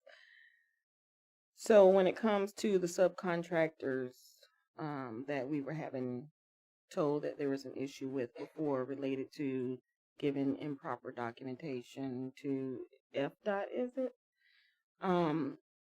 Are they still on board? What is going on with them? Are they doing things more appropriately and correct at this point, or did we go with somebody else? I can only say that we are absolutely, we've heard from staff and we're pursuing, we're looking at alternatives and options to expedite that process. Of getting somebody else? To eliminate the frustration and expedite the process. I guess that's about as far as I can take that. This young man is behind you. Back up. Did you want to answer that question? Yes, address? Madam President. Just wanted to kind of reinforce what Hector had said there is we are removing them from the process and are pursuing more efficient means to expedite those FDOT permits. Working with Rob has been invaluable since I've been on board, and just building on the relationships that he has to get that back on track, because that's been a big hurdle time-wise. Okay. Mr. Killian? I just wanted to add, since not the new team, but a different team has taken over, we've gotten more answers within the past 48 hours than we have with the prior management that was in place. Okay. These three gentlemen and Hector have given us quite a bit of data that we've needed, able to get with FDOT and actually do some things in a positive direction. So thank you, gentlemen. Okay. Thank you so much. Ms. Meredith? I'm just reading from our city manager's notes from this past week. She had a meeting with you, and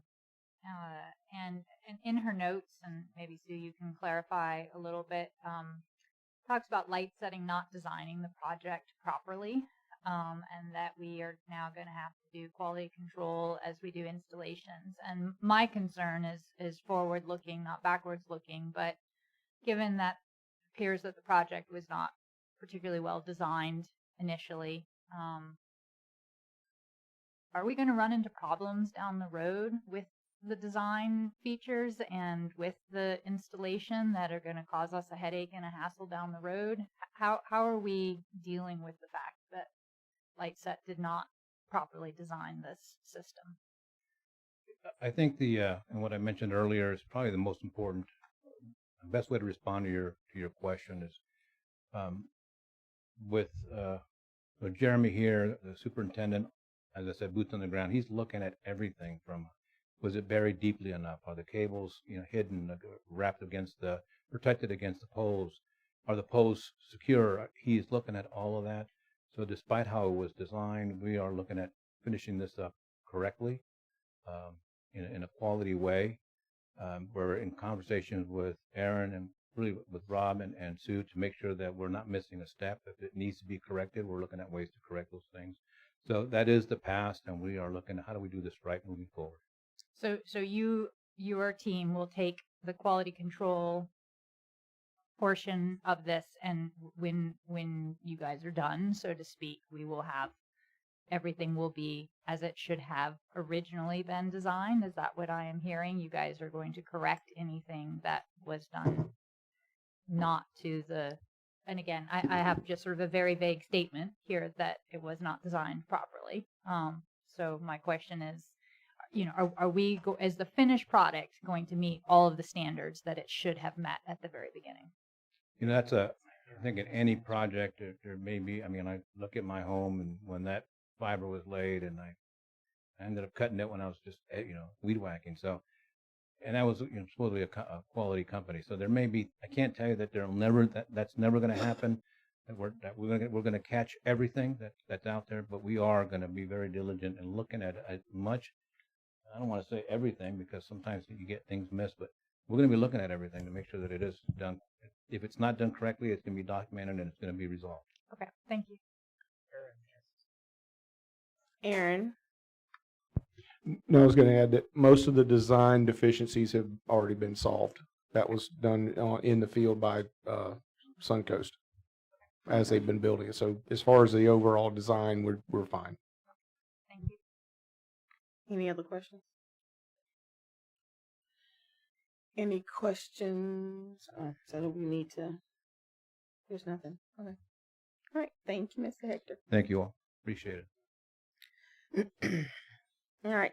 Item D, Resolution 2026-26, a resolution of the City Council of the City of Williston, Florida, approving a task order proposal for the development of a safe streets and roads for all action plan from Wright Pierce, authorizing appropriate parties to execute such proposal on behalf of the City of Williston and providing an effective date. Walt Nichols, Wright Pierce.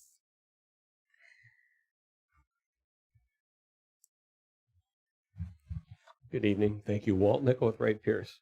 A couple of meetings ago, Council approved and executed the agreement with FHWA for the Safe Streets for All Action Plan grant.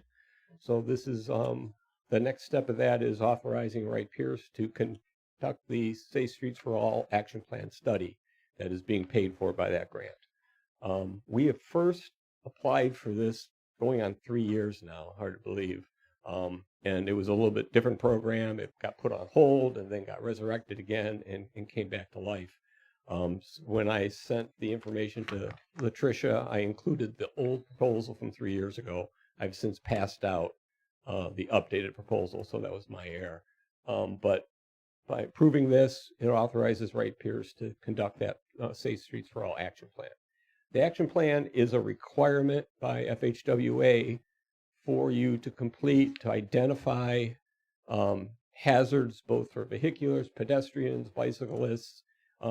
Their goal is, zero deaths. They want on the transportation system. That is the goal. That is the objective of this. This study is to identify things. It's got a 7-step program where we go through. We meet with you, get you involved. You'll have your own oversight committee. We'll meet with stakeholders in the community to inquire about their opinions or views they have on the traffic situation. We're going to look at traffic data, accident data. As part of that, we'll need to work with the police department here to do that. So that's all part of the study. It's about a 9-month to 12-month process for this to all occur, but this will authorize that. But once this is done and approved and accepted, that opens you up for federal money for transportation-related projects. I believe that they've got a $5 billion pot of money that is countrywide, but it is going to local communities. And Levy County's meeting this morning, they approved their action plan also to get started. And there is collaboration that we should be having with our local communities. Levy County is listed. So as they're starting their program, we're starting ours actually at the same time. The timing is really well. So I think we can integrate what they're doing countywide with what we're going to be doing citywide. So if there's any specific questions, but this is just to enact, to get the ball moving on the grant that was awarded to Williston. So the grant was $153,600. Yeah.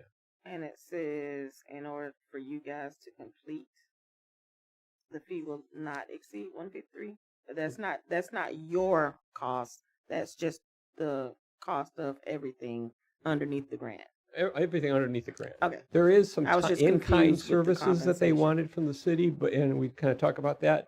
And it can be the time when we're going to be meeting with the police department, your staff's time, getting accident data, maybe getting speed information. There's a portion of that we can count towards the in-kind, and we're planning on doing that. So once we kick this off, your in-kind services can be the time that the city is doing. And so that's how we propose that. So we will need some, as we kick this off, some help from your staff, from the police department and other staff, your road department. But the grant and our fee are the one and the same. There's no out-of-pocket money coming from the city on this. Okay. That was my question, because I was kind of confused. Yes, sir. So the grant is for how much? $153,600. And what is Wright Pierce cost? $153,600. Well, not to exceed. So he's saying that their fee is in the grant as well. It's paid for by the grant. So the whole grant is their fee. Yeah. Well, not the whole grant, but everything that they're going to do, including their amount, is underneath that grant. And then the in-kind is for the staff to provide the data. Right. So that we're not having to pay money out of our pockets. Does that make sense? The grant has an in-kind payment, but that can be taken away, as Walt has said. Yeah. Because talking to you, that costs a lot of money. I'm glad you know that, Mayor. And the other members, each one of the anytime he talks to the city, he can log it in as in-kind payment. To help cut down on the overage that you may experience. Staff time. Well, yeah, okay. In addition to this, there's in-kind, and it's about a 15%. I don't have that number, but if we track your time, your staff's time that we do, we're going to put that towards your in-kind. So you should have $0 payment needed from the city for this to happen. And again, this is the first step, the first part of the grant. This is really the small, the peanuts of the thing. Once this is done, there's money for implementation of roadway improvements, of traffic calming, of traffic safety items. But you can't get those dollars until this plan is done. This grant. Did he answer your question?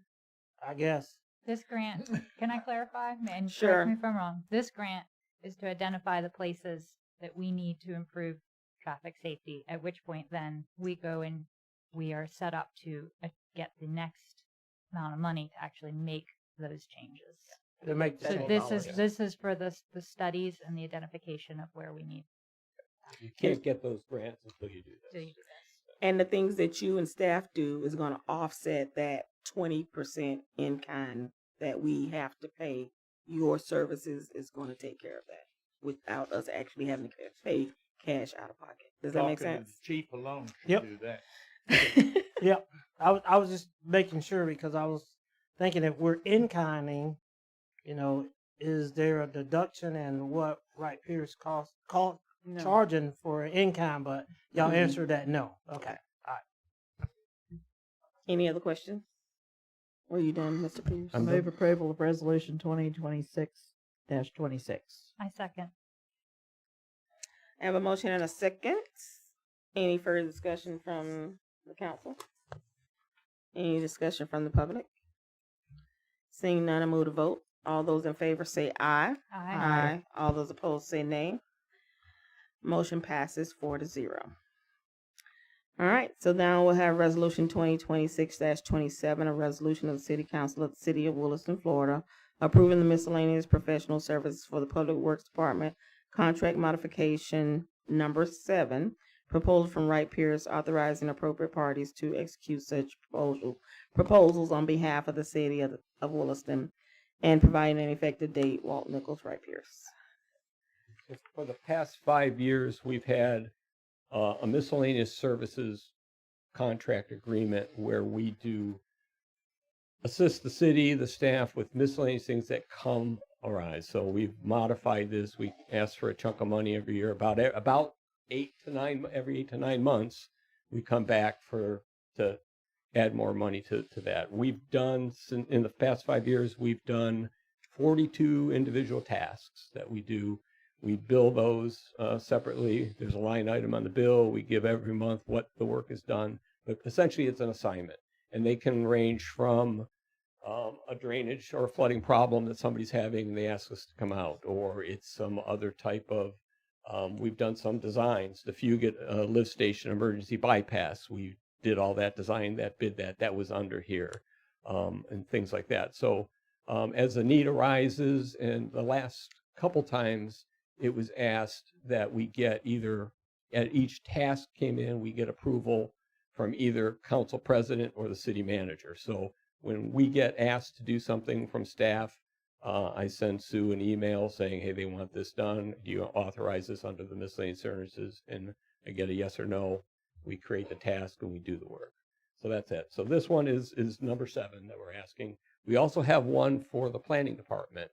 Those we do primarily plan reviews. So as a developer comes in, the Anytime Fitness, the Wawa, the other things, we do the plan reviews, or somebody's coming in to talk about a development. We have a task for that. That's separate. The towns of Williston, the construction administration is all under that too. Though under that one, that should be reimbursing the developers as they come in. They're now getting billed for those fees, so that should be coming back to the city. But this one is for really work that needs to be done, where staff needs our assistance on engineering matters. Ms. Latricia, can you go to the actual document? I think it's the next to the last page for this one. Graph? No, it's the actual where it talks about the price. So go, I think it's up one. Maybe not. So maybe you can find it, but is it page 31? 33. 33. 33 is the graph. So the question I want to ask, because there's another part to it and I can't remember what it was. But we're paying the hourly salary plus 3.3 times, where we're paying 3.3 times the salary. Can you explain what that's about a little bit? Yeah. Why are we paying 3.3 times what the salary is for? Those are our billing rates that are our agreement is to pay. And that's pretty standard in engineering. There it is. Yeah, the multiplier. That is, our rates times 3.32. Overhead, profit, insurance, everything that goes in an engineering company. And that is pretty standard and a little bit less than standard that you see. You'll see between 3.5 and 4. But we're at 3.3. That is ours. Okay, so you always pay 3 times what 3.3. your employee's hourly Correct. salary is. Yeah. And the 15% markup is? If there are sub-consultant costs, which we have not had to bring in any sub-consultants for any of your work. Okay, then they For would be that, extra under this, 15%. under this, like the impact fees we talked about, Raftellus, they're in there, but that's worked in. But on our miscellaneous services, we've never had to bring in a sub-consultant. Okay. Somebody were to come in with, you've got a need for, I think something that we don't do, some wetlands delineations that would need to be done. We don't have that in staff. We'd have to bring in a specialist or something like that, and it would be their rate and a markup. Okay, so it's going to be the rate of whatever specialist has Yeah. to be consulted related to the project To or whatever's that, going yeah. on. Okay, We have because not that was had- going to be my other question. Yeah, we have not had a need yet, though, under the miscellaneous contract to do that. Okay, Mr. Mayor.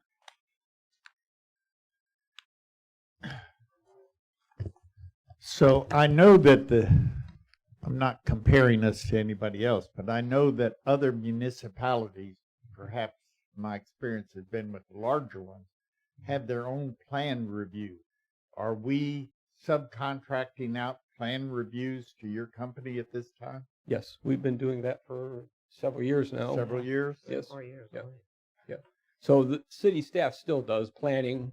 We look at it, utilities look at it, but we look at it from an engineering standpoint, a different perspective that we bring in. But yeah, we do anything that comes in, we'll get a notice from the planning department typically to ask us to do the review. When we have something that needs reviewed, which is any project, yeah, we go to your company and pay you to do that review, so we don't have to have anybody on staff. From an engineering perspective, yes. Well, typically, yeah, Alachua County, city of Gainesville, they all have staff. Staff to do that. Yeah, they have engineers on staff. Yes, and you don't have it. Thank you. Okay. Any other questions? Do you have a question?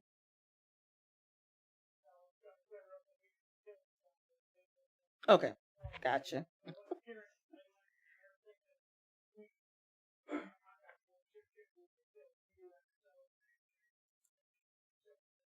Okay, thank you. Any other questions? I just want to say I appreciate the itemization. I don't know that I've seen that before. If so, I didn't read it in the same light, but I liked seeing each individual project and exactly what it cost. And we, in our bill every month, I list all of these same things in the bill, and it's usually zero, because some of these go away. I guess we've just never seen it. Okay. I mean, I'm sure the staff's Yeah, seen I've it, but we haven't seen. I've never seen this before, and I appreciate it. Thank you. Can you give me the date? Is this just last year? The to and from. Yeah. When does this? I don't know. I don't have dates. They're sequential. I mean, we started with the task 01, and now we're at 42. But- This one fiscal year. This is multiple. Oh, years? this is the whole Okay, 5 that's years what I that we've thought, been yeah. working for you. Yeah, because there's Tractor Supply and there's Yeah. and then there's Country Lane Estates. So yeah.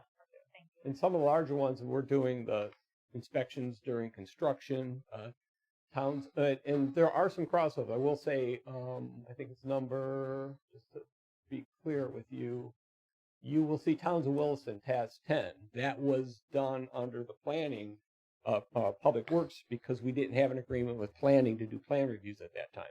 We were doing them under this contract. Then planning got their own miscellaneous services to hire specifically, mainly for plan reviews. And then that work got transferred over to the plannings. And Towns of Williston is under their COD. Yeah, but that's one that is under both. We've closed this one out. We do that under the planning now. But when they go to construction, there's a lot more time involved. Shop drawing reviews, site inspections, and things like that. We do those also under these miscellaneous contracts. And it's billed back to them. It is now. That For always reimbursement. wasn't set that way, but you've got a Right. new rate structure that is being built. So when a developer comes in, they're paying those fees, and I think there's other add-ons that the city is allowed to do. One thing I would recommend, working maybe when you do budgets, that when you do for the planning one, not necessarily Public Works, but when you do bill the developer, if that money could go back into this same pot, it technically would be just self-sustaining. You Yeah. put in the seed money, and it should self-sustain and That pay would for be itself. wonderful. That would be, and I don't know if that's happening, but that might be a financial housekeeping, bookkeeping type thing that would benefit the city, I think, if you did do that. Any other motions? Need a motion? Yeah, I make a motion that we approve resolution 2026-27. A second. Have a motion and a second. Any further discussion from the public? And no. Yes, sir. If you'll come to the podium.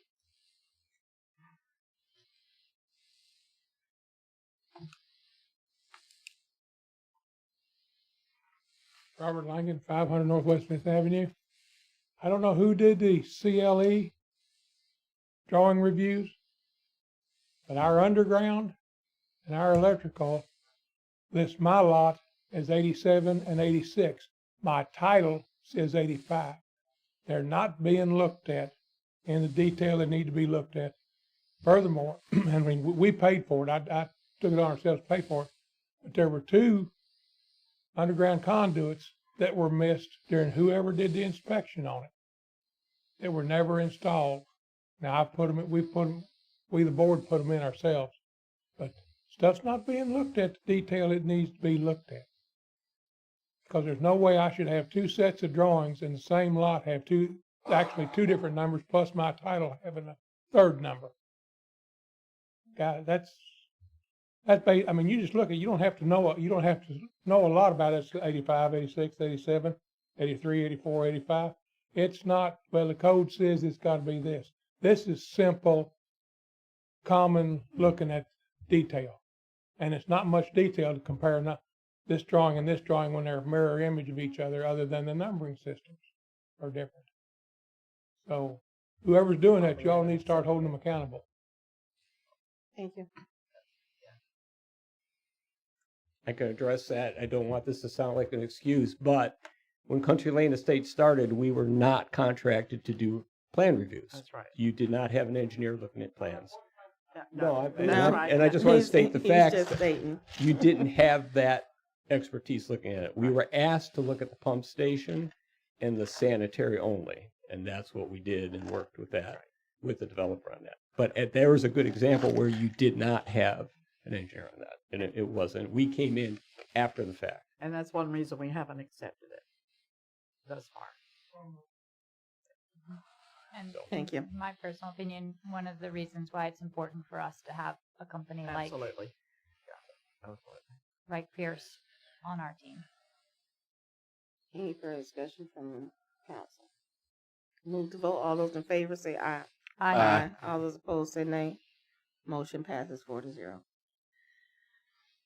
Resolution 2026-28, a resolution of the City Council of the City of Williston, Florida, approving the State of Florida Department of Transportation Public Transportation Grant Agreement for Financial Project Number 446167-2-94-01 regarding the Williston Municipal Airport construction of taxiway extension and RW5 decoupling PFL 0015369, authorizing appropriate party to sign any document required to execute such agreement on behalf of the City of Williston and providing an effective date. Benton Stiegel, Airport Manager. Yes, ma'am. So this project is one that we've been trying to get on the books for quite some time. This is going to be a 100% funded FDOT project as it improves airport capacity, and all of that you just read essentially boils down to we are extending taxiway Fox, which is a taxiway that services runway 1432. And currently we don't have a parallel taxiway for that runway. So we will be getting a parallel taxiway for that. And then the decoupling part, if you look at the intersection of runways 5 and 1432, there's some old concrete and asphalt there, and it would actually be decoupling and taking it away. So on the screen, the green area would be all new pavement, and the red area is what we're decoupling.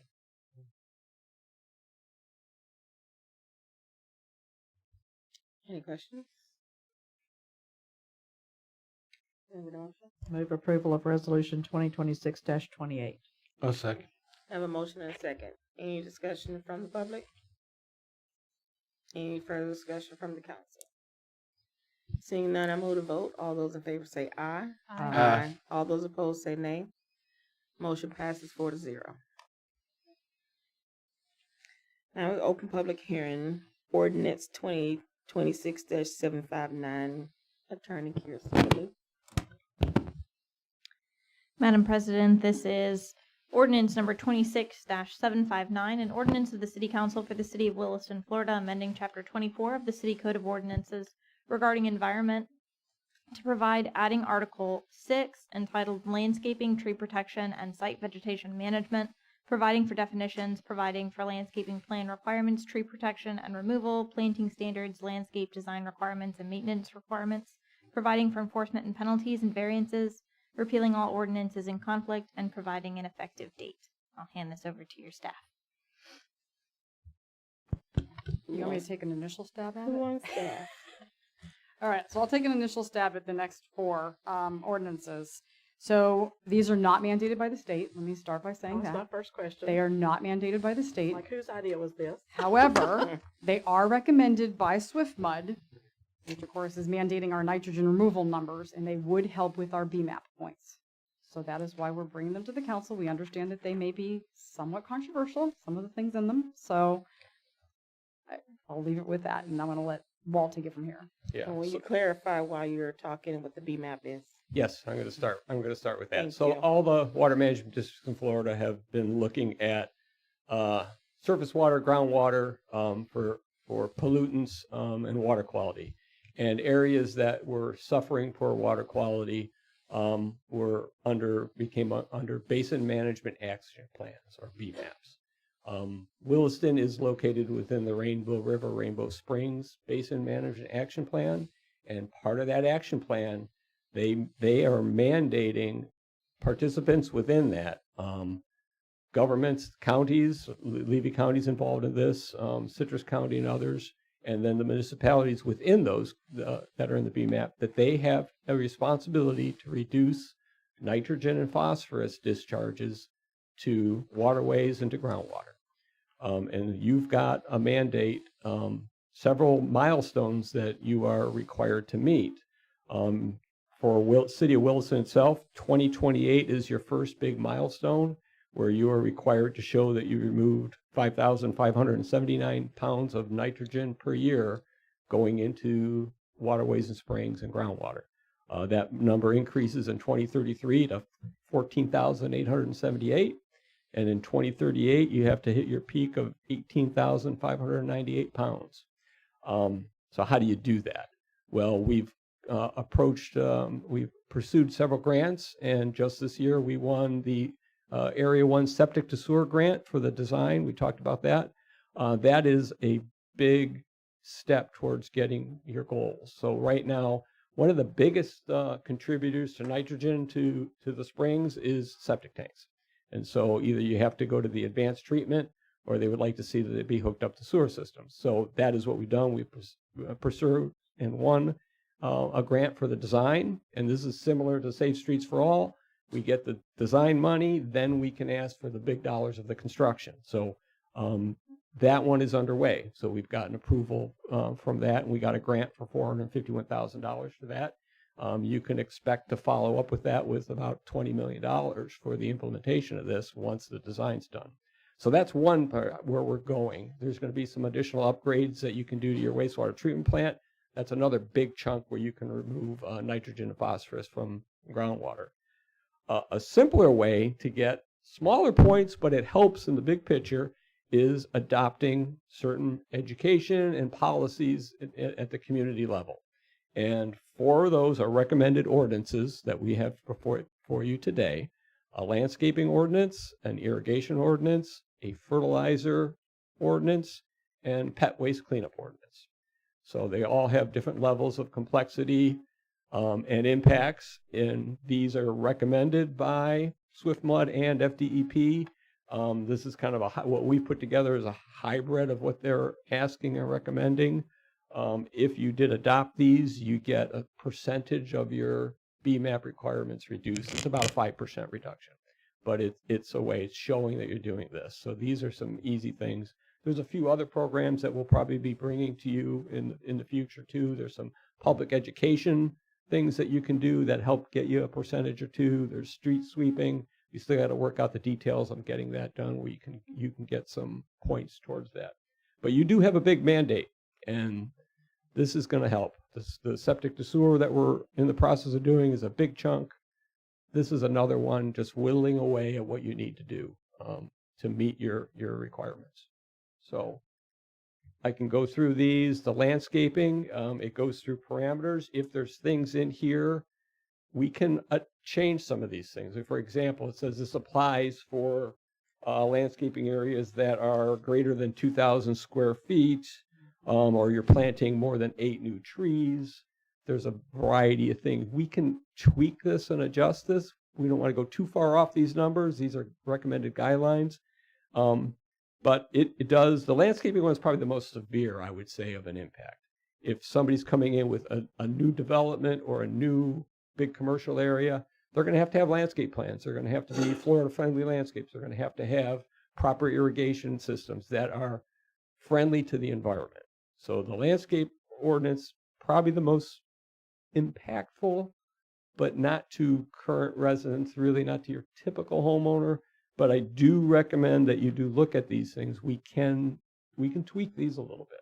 So landscape is one. Irrigation is pretty standard. You know, as we get into drought situations now, you're going to get some of these bans anyway. But it limits, per the Water Management District guidelines, when you can irrigate, how much you can irrigate, the times and the sequences. This one's probably less imposing for people. We have that. The fertilizer one, I will say, has been controversial in multiple areas. It limits when you can sell fertilizer. You have to, the businesses will have to post placards when they can't sell the fertilizer and why. I think the placards are to be provided by the city. So anybody selling fertilizer in here, it has time restrictions. I do know in Alachua County they had it, they rescinded it. It's something, just advise, this one has been controversial in other areas. So do recommend that you review it and understand the impacts that it may or may not have. And then the last one is probably the simplest, is a pet waste, really just mandating that people clean up after their pets if they're walking, bags and so forth. You can impose fines if they don't and things like that. It's almost a normal thing nowadays that most people do, the less imposing. But all four of these do help meet your mandate.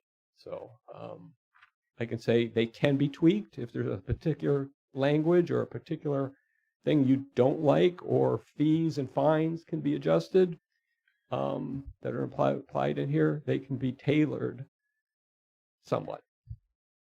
Mr. Church, can you go to the irrigation section, since he kind of went over that a little bit? Did we have to go through these in order? Say landscape is first. I would prefer if we did. For Okay, just the, for then the never mind about the cleanness. irrigation. Okay. And these need 2 readings, right? Has the Water Management District come up with their guidelines? Well, these are based on, they've had recommended language. So they do. Our particular Water Management District has. Yes. Yeah. Okay, because when I read the state statute, it says they should.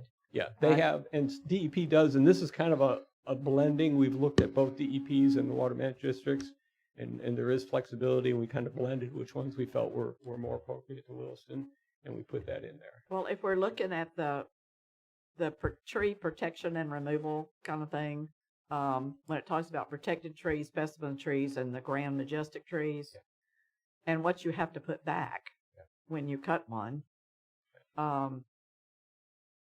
it's not too bad.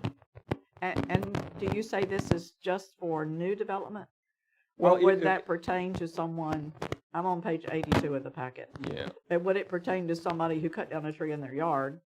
Yeah. Well, okay, landscape plans need to be prepared by a certified landscape architect when developing or installing more than 2,000 square foot of new landscaping. So if you're doing more than 2,000 feet, these rules are going to apply. Or you're planting more than 8 trees at a time. Then you have to have plans. You have to have a landscape architect prepare them. And we're talking like crepe myrtle trees. And if you're going to do more than 8. And azaleas, it says things have to be a certain height. Even. Yeah. It says they have to plant an 18-inch bush. Yes. I mean, that's a little ridiculous. And I'll say the landscaping one is going to be probably one of the most difficult ones. It's the one I had the most trouble with. And Yes. is it the one with the $5,000 fine in it? Mm-hmm. You can tailor that. Or $100 an inch. That is their suggestion. Or $100 an inch if you. Yes. Yes. Yeah, I have issues with that. Yeah. Absolutely. These numbers you can. I mean, if we go too far off of this, we may not get our credits. Well, see, I don't know what their plan says. Does their plan say this? Their plan and the say penalties are what they say. Those are their recommended, but we $5,000. can change that. We can change that. Yeah, because $5,000 per tree. Per tree. Pretty much knocked me off the chair. I was like, "You I got know, to be about kidding!" fell out. If it's a protected or specimen tree, Right. without a permit, You can apply, my understanding is you can apply to get a permit to remove the tree, and then you do not have to pay the fine. No, if but you go- have to plant back, so whatever Yes, it tells you to plant back. and we have this in Alachua County. My neighbor just took down a 44-inch live oak. They were allowed to do it. It was damaging their driveway and their foundation. Mhm. The county came out, issued the permit, and they took it down. It was causing problems. And how many did they have to put back? He just has to do one. Just one of Just a certain one. size. So yeah, it was pretty. Again, not egregious. Yeah. We can change some of these things. You do have the capability. Well, The see, I don't know landscape what I one's the can change hardest. and what I can't change. Yeah, That's why I I printed tell it. you, the landscape is the most difficult, I think, for communities, because it's pretty egregious in certain things, but you can change it. You can change the fees. You can change some of these sizes if you would like to make it not as difficult. You can increase the size when they need to bring in a landscape architect instead of 2,000. If you were to go to 3,000 or 4,000 square feet, I don't think that would be a problem. I mean, like, how much is an acre? How many square feet are in an acre? I don't know. 42,000. 42. Well, you see, to me, it needs to be at least that. Oh, wow.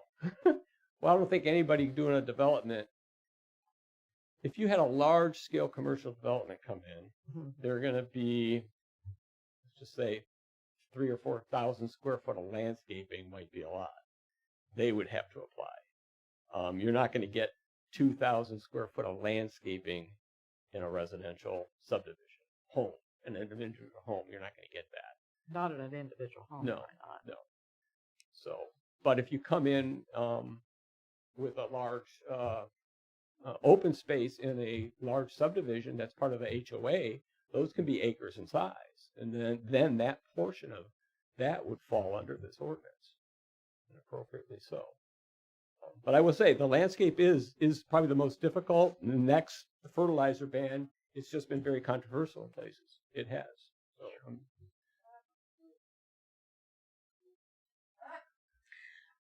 So can we just, you need to quit. Can we just, we're going to just stick with this particular ordinance. I'll get you in a second. This particular ordinance. We don't want to. I don't want any $5,000. No, he said something about fertilizer. I'm just saying we're not gonna do any of the other stuff. Yes, ma'am. I do agree that perhaps we should look at reducing the amounts to the minimum. It would be helpful for me to know what the minimum that we could do and still meet the standards that would get us the points towards the BMAP. and unfortunately, in our reading of it, these are guidelines. They're not mandates. So how far you vary off, I think we could make the suggestions and run it by them before you officially adopt. Yeah. We could do that. Absolutely. And run that by. I know that there are other counties and municipalities in the area that have this, and it does not deter businesses or developments from coming in.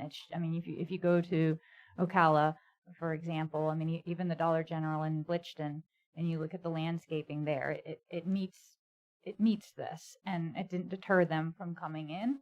And so I think that, this is, to me, while I appreciate that the $5,000 fine is very high, and I do think we should, consider altering that and some of the other requirements on here, I do think it's important that we, for a variety of reasons, that we do have a tree policy and a tree ordinance. And there are a number of reasons that I feel this way. And first, there are studies out there, numerous studies out there, that show that having a tree on a piece of property raises the value of the property by anywhere from 6 to 20%, a mature tree.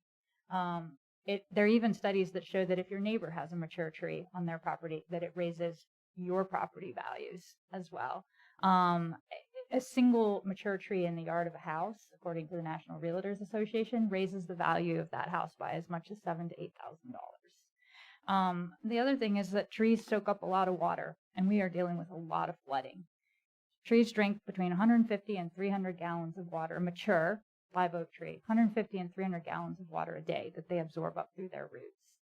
The more trees we cut down, the more flooding we're going to have. And to me, when I look at the math between what we are going to spend to mitigate flooding when these developments come in, and sorry, those of you who live, this is not personal, the CLE. CLE came in and cut down every tree out there, and now we're dealing with flooding problems on 7th Street and in other directions. Would that have been the case if there was a buffer along 7th Street, if they had left mature trees to soak up and slow that water down? Even the canopy that a mature tree creates slows down the rainfall, keeps it from becoming a flash flooding. There are statistical studies. You can look at every arborist, Davy Tree, National Arbor Day Foundation, Pacific Northwest Research. There are so many studies out there that show how advantageous trees are to slowing down flooding and keeping moisture in the soil so that we don't have erosion and we don't have sinkholes and we don't have things like that. So while I understand that at first glance some of this seems really alarming, I think that there's actual economic benefit to the city and the residents that will prevent us from having future costs imposed on us that will be, this is sort of a slow establishment of trees to help us from having to spend a lot of money really fast to deal with flooding and other issues in the community. So I understand that, you know, we may not want to go as hard at it as this particular ordinance says, but I do think it's important that we consider this not as a burden, but actually as an asset to help prevent future problems, including the price we're going to have to pay to deal with the BMAP issue further down the road. Madam Clerk. Go ahead, Mr. Jim. Go ahead. Oh, sorry, say you're going to say something or you want me to? Well, you're looking the other way. I don't know any other way to get your attention. So you said that if your neighbor has a tree, it increases the value of your land? There are statistical And studies. there yes. has been studies. So then I should be charging all of my neighbors for all of the trees that I have on my property while they look like bald eagles. Everyone else took down every tree in their lot. I'll And let there's you take one that up with grand pine tree Mhm. that is left in this poor little lot of an acre. And it's 150, 200 feet from the house, but the owner doesn't like dealing with the pine cones, so he wants to cut it off. And this ordinance would stop him from doing that without a permit, and it would not issue a permit if there was nothing wrong with the tree and it was not a threat. Is that correct? Because that's not the way I read this ordinance. I don't think that's the case. They would have to issue a permit if you asked for one. Right. So if that's the case, then how are we protecting the trees? Well, because then for every tree that is taken down, there would be a certain number of trees that you would be asked to replace it with. So if, for example, if you took down a large tree because it was endangering your roof or causing disturbance to the sidewalk or septic or sewer lines or anything like that, and I mean, it clearly states here, palm trees. I mean, there's quite a long list of acceptable trees that can be replaced, but it would ultimately, I mean, it would prevent people from, again, sorry, CLE, but from cutting down every single tree and creating then a flooding problem. But you're talking about a development. Yes. He's talking about a homeowner, individual homeowner. Right. And I mean, that's where I think we could tweak this. And that was actually my question to begin with, was does this just pertain? How does this influence a resident? That was my question. Taking trees down would need to be permitted if they're It already is. I mean, we already have a rule that you have to have a permit to cut down a tree. If they're a protected tree, a specimen tree, or a grand/majestic tree, those are going to need a permit. You can get the permit if there's a hazard, if it's, detrimental to your property. If you're doing a building addition, you'd have to get the permit, but you would have to do a replacement. Okay, I'm going to ask again. If the tree is not a hazard, does the city then have to issue a permit to cut down a large tree just because you don't want to clean up the pine cones? I would say no. You can get variances, the way it's written, for unique site constraints, if they can demonstrate something that convinces the city, utility conflicts, preservation of high value or natural vegetation, or an exceptional hardship.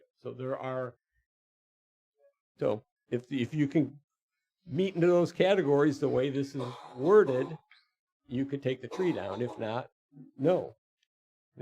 One of my other issues with it also is that it talks about commercial properties and the fact that they have to be inspected every year.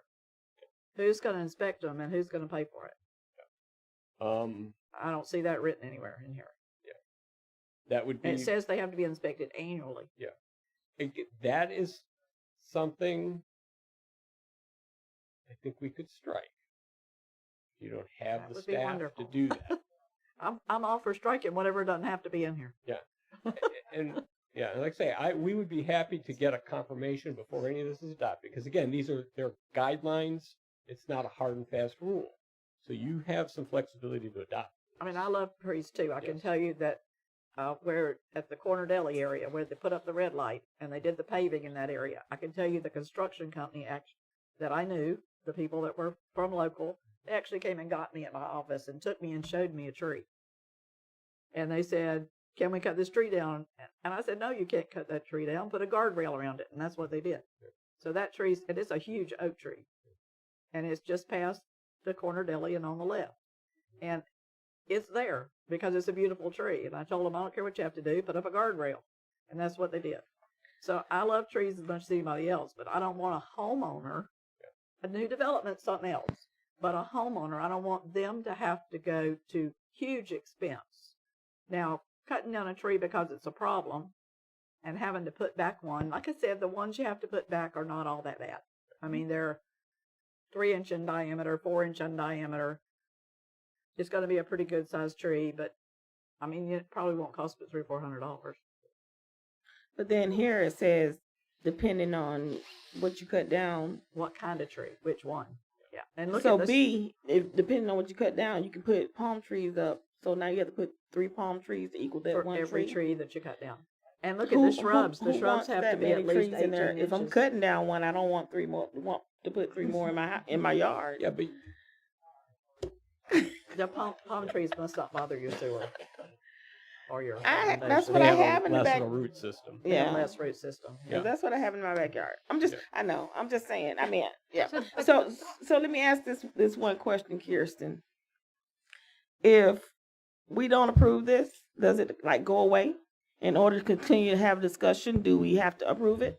You don't have to approve it in order to continue having discussion. You could give us instruction on what you don't like. We can redraft it and come back to you. Okay. You can approve it with those conditions if you want. If you're that clear on what you're wanting to change, which it doesn't sound like, so just some general feedback would be useful. I'm Not, just not as a trying to- criticism. I think we have more of a vibe than a change specific that we want. About it, about Right. how it affects an individual homeowner. I mean, now would be the time to answer those questions, unless you want to submit your questions to us, and then we can provide you all answers and bring it back. That's also an option. If I know that it's getting late, so I we want to can kinda provide us table with it. some. And then is that what we can table it? Or If you would how would that work? like, I'm trying to think of the most efficient way to do this because that's what I'm hearing we want. We can table the ordinance, email us your questions. We will have answers to your questions when we come back with, if there's a general sense of your preferences, we'll try and make amendments to the ordinance when it comes back. Does that sound doable to you as well? So if we table the one ordinance, we continue to discuss the others that are attached to it. I mean, my preference would be that you give us a sense of what you like and don't like. So, like for this ordinance, we have a sense of what you like and don't Okay. like, and Now what we can you go to the next generally one. have questions Okay. on, and then we can move on. So before we move on, we have a couple of questions. Mr. Eckert. He was first. Yes, I'm Tim Eckert, 225. Since when do we live in a communist country?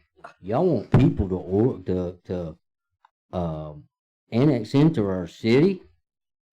I mean, when you're telling people that they can't cut a tree down because of swift mud or whatever this is y'all are talking about, and it costs $5,000 fine, or even a homeowner, you're telling them that they got to plant back.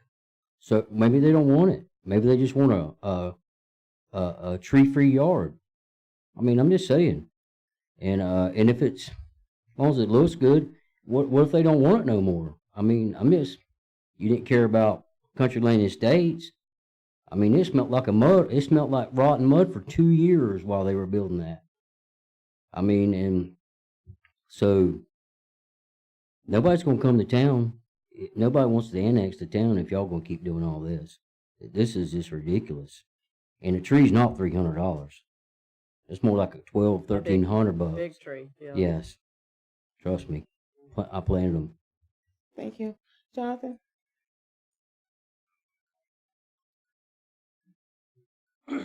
So I'm not going to advocate whether you should or shouldn't do the ordinance. What I am going to say, though, is Miss Meredith was 100% spot on. So when Swiftblood, they do a calculation of percolation, which is storm water runoff. When you, Country Lane Estates, when they slick that off, part of the drainage problem was every time it rained, it slicked the top quarter inch of the property off. It all did a runoff. The property never absorbed it. That's what the trees do. They absorb it, and each tree has its own absorption percolation value of what they suck up. So depending if you take down a hardwood, you'll see that you'll take more trees to be planted. If you take down bushes, you'll have to replace it with less bushes.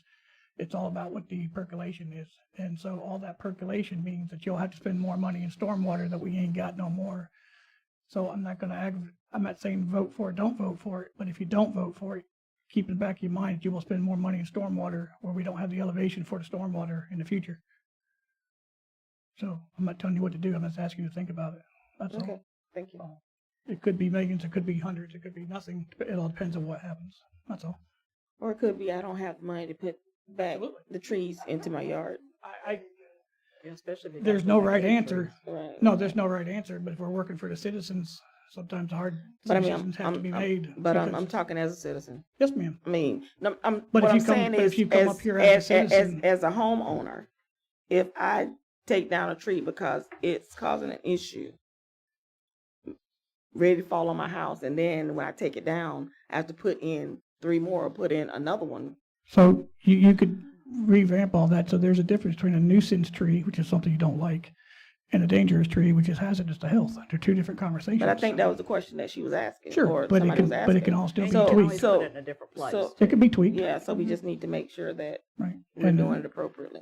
And then I talked to Swiftmud on and off for a lot of years, and I don't remember the calculation. That's why I was scared to get up. But most of your calculations go off a square inch of the base of the tree. Then there's a calculation for the footage of the tree. And somehow they take all 3 pieces, and that's the number if you replace them with. And I just don't remember the calculation right offhand. But correct me if I'm wrong, Walt. It's based on the diameter of the tree, you replace it with another diameter. Okay, thanks. Joby?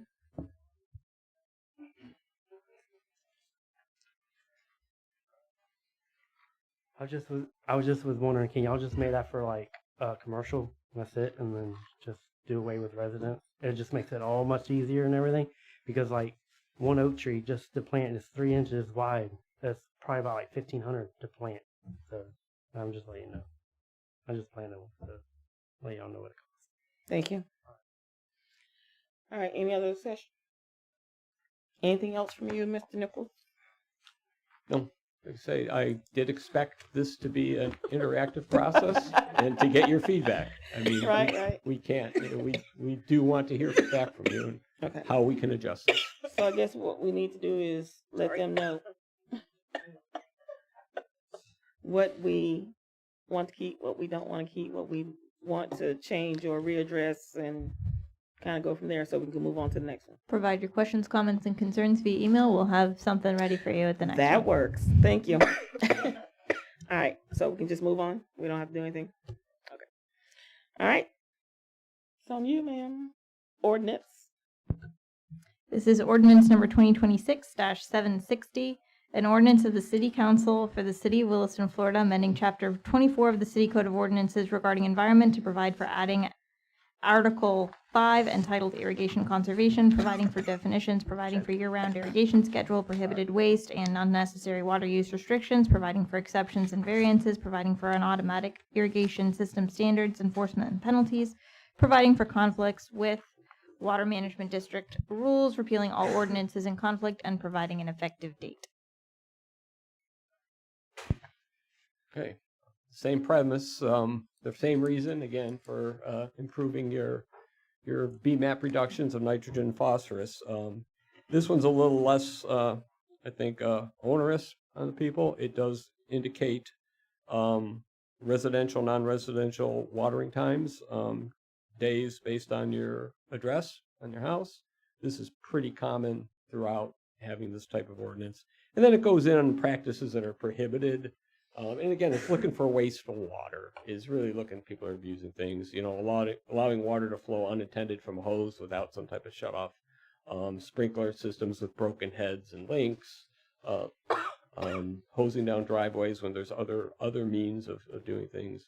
You're allowed to establish. You know, you can violate these things. I don't know if I violate, but differ from these if you're planting a new lawn. You're exempt from that while it's growing in, or if you have micro irrigation or low volume irrigation type things, silker hoses and things don't apply because they're so efficient. You're testing your sprinkler systems and things like that. That doesn't apply. But it's really just trying to hone in again on our water use and discharge to springs. And this is a beneficial ordinance, less controversial. Again, the things I would recommend changing, there really isn't much. I thought this one was pretty straightforward. And how, whether you want to, I think we even did not specify a fine here. There can be fines. If you wanted to define that, but right now it's going to be enforced by your code enforcement. But we didn't hone in on a specific fine on this. And it doesn't require irrigation. It only talks about what irrigation is. Yes. Oh, yeah. You're not mandated at all Yep. in any way to irrigate, but if you're irrigating, to limit that. So this was a little bit straightforward. These are adopted pretty much throughout without any controversy. Well, I mean, I can't even wash down my driveway. Why not? Correct. If there's other means to do Unless that. it's the right day. 2 days a Well, you week. can't even. It says prohibited. You can't do it at all. Not at all. It says another it way says to it's do it, prohibited. you I, can't that do that it. makes no sense. No. Yeah, vacuum, pail of water, sponge. Just not with a hose. Yeah. A rainwater system. Yeah. Oh, there you go. Rainwater system. Rainwater catchment. Also, if your neighbor's dog poops in your neighbor's yard, he has to clean it up. That's a different one. No, that's this one. Can I ask a question, Darfeness? Sure. Yeah. So on that very topic, on item C, the hosing down, I mean, there are actually businesses that come and pressure wash your building and your driveways, and obviously residents should be able to do that for themselves. So is there any exception? Well, it says when there's no other dry cleanup method available. Okay, which, yeah, So there is. there isn't. If you're so- pressure washing your concrete I'm like, I because don't even it's know what got. that means. Yeah. What's that? I'm like, I don't even know what that means. Well, sweeping. If you could Oh, clean it up okay. by sweeping it with a broom, you should use a broom. Oh. Or a I'm like- blower. Or a blower. Yeah, or a Right. blower. Well, and I okay. think that So it's they some common use sense. and I thought it was law. I know at But University it's not of common sense because people don't know. at University of Florida they Have to use an educate. air system to help debride the side of the buildings and stuff like that. But obviously, if we don't have access to that, hosing down your driveway would be acceptable. It would be acceptable. I Perfect, mean, okay. yeah. We have to do education. So just change some things. A blower would work just as good. Yeah. So why do we go with different days? I mean, what do we? Can you scroll back up, Latricia, a little bit? So that we're not all doing it on the same day. Actually, it does kind of distribute the water usage, distributes runoff into streets and gutters. Keep going. It just limits, on page 87. So it talks about daylight saving time, then it talks about Eastern Standard Time. Why are the two different? Well, one's November to March and one's March to December. Or Just whatever a it different is. growing seasons. It's 2 different times of the year. So. And one you could only do it once a week, and once you could do it twice a week.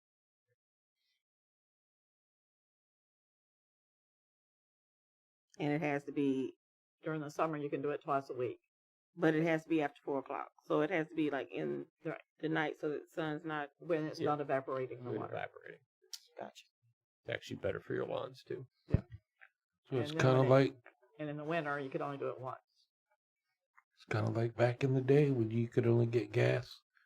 If your tag was ended in an even number, you could only get gas. I don't even remember that. Did it really? What state did you live in? Oh, wow. Okay. All right, so what do we feel like on this one? I'm pretty much okay with this one. Yeah, I feel like this will not have a heavy impact on the residents. We just have to educate them. You good? Can I get ready for a motion? Can I get a motion?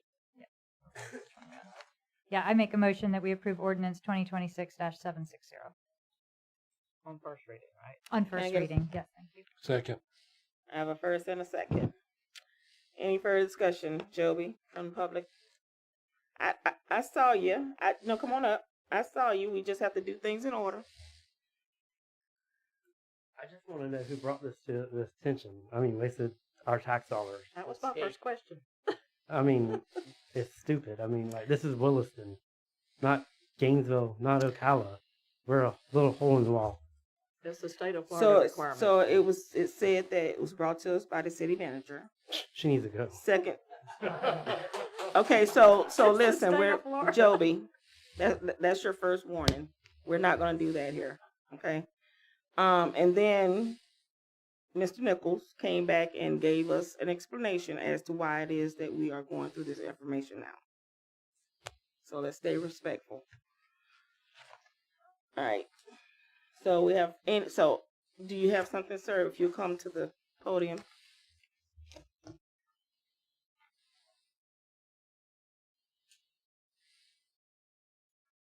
I've dealt with these things in Ocoee. My question here is, how are you going to enforce it when I've got an irrigation meter that tracks how much water my irrigation sits, and the guy next door to me doesn't have one? There's no way to differentiate how much water he uses on his house versus his lawn. It all goes through 1 meter on him. Mine's separate. Now, where I lived before, we had separate water lines. They didn't even cross. But something you're gonna have to consider. I mean, I'm just pointing that out. You're gonna have to figure out how you're gonna enforce it. A lot of the older houses, I don't suspect have water meters or even irrigation systems if they do. But They're going to do it visually, See, just seeing it. Yeah, I don't see like There's a nothing- water consumption there's nothing about that metering. is there. It's just the amount of time that you can do If it. it's running, then it's not supposed to be. okay, It's just like pointing that out. visually. So you're gonna have your water bill be a little cheaper than your neighbor's. Oh, yeah, a lot cheaper. That's a good idea. Chief. Yeah. Have we thought about who's going to enforce this? Oh, your person. Says- Chief. Your code It's enforcement not person. enforceable. I know she doesn't work after 4 It o'clock. really is. The wording now says code enforcement. We can change that. I'm sure it does. I'm sure it does. You have the, But then you don't have a code enforcer that works after 4 o'clock. And I only have one So- code enforcement person that's an animal control person as well. When she rides around and she sees it going and it's not supposed to be going, then she needs to cite them. I mean, it's nothing she has to do. And if she sees that it's on a house that's one, I'm just trying to that's see because even or odd, and I'm it's not their day, I guess she'll cite them. Don't worry, they're all going to be calling on each other. It does say code enforcement and public works, so it can be shared. okay. Thank you. All right. Any further questions from the public? Any further discussion from council? Seeing none, I move to vote. All those in favor say aye. Aye. What? Oh, was that wrong? Yes, ma'am. Oh, sorry. Did you have something? Yes, ma'am. So if Now what do we do, Kiersten? Because we're like in the middle of the vote. I mean, I think we took the vote. You can certainly, if you would like, take the comment as well. Okay, go ahead. But the vote's been taken. So if Public Works is going to be enforcing something like this, would this be an extra position, or would this be a conversation for It's next just if physical they- budget? If they see it, they report it. I'm sure all of these probably say code enforcement. Every one of these y'all got probably say code enforcement. Tree cutting, watering, Everything is I on here didn't, probably I didn't says. see code enforcement on everything. Well, that's the only, who else gonna enforce it? I'm just saying, you Yeah. said it probably says it. I'm saying I didn't see it. And I know it says public works, but they can't write citations. No, they're gonna have to report No, it they to can't. you. They have to report it. They'll just note it in their daily job and report it to you, to code enforcement. All those. Oh gosh. So we said all those in favor. All those opposed say nay.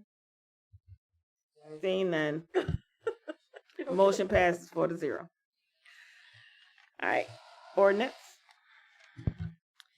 Madam President, this is ordinance number 2026-761, an ordinance of the City Council for the City of Williston, Florida, amending Chapter 24 of the City Code of Ordinances regarding environment to provide for adding Article 4 entitled Use of Fertilizer, providing for definitions, providing for application restrictions and practices, providing for content and applicable and application rates, providing for management, storage, notice, training, exceptions, licensing and registration, enforcement, and use of recovered funds, repealing all ordinances in conflict, and providing an effective date. 761 is what we're on now. City manager. You gonna defer? I'll You take gonna- it. You gonna defer to Mr. Sure. Nichols? No, I'll take it Okay. because I went through this in Bronson. It did not pass. I'm going to be honest with you. This is a very controversial one as well. But again, we had to get your pulse as to how you felt about it. And I mean, just like Walt said, I mean, it basically says that you cannot use certain types of fertilizer during certain types of the year, and the businesses that we have here in town that sell it, they have to disclose that. So again, it's controversial. We understand that. Oh, sorry. Finish. I apologize. No, you're good. You're good. Go ahead. My mouth just wants to. So, but the city is now going to incur costs because the city has provide the signs for the business to place out there. Now, like the other ordinances, there are exemptions for, bona fide farm operations, livestock pastures, so there are some exemptions in here. But again, this one, as Walt said, has been repealed in other areas because Right. this one But I is mean, for the businesses that are selling it, we have to provide them signs. correct. Correct. Now, again, on this one, I think from my experience, what I've seen elsewhere, the biggest pushback is the restrictions of time when you can buy the fertilizer, place the fertilizer. So that is on page top of 95.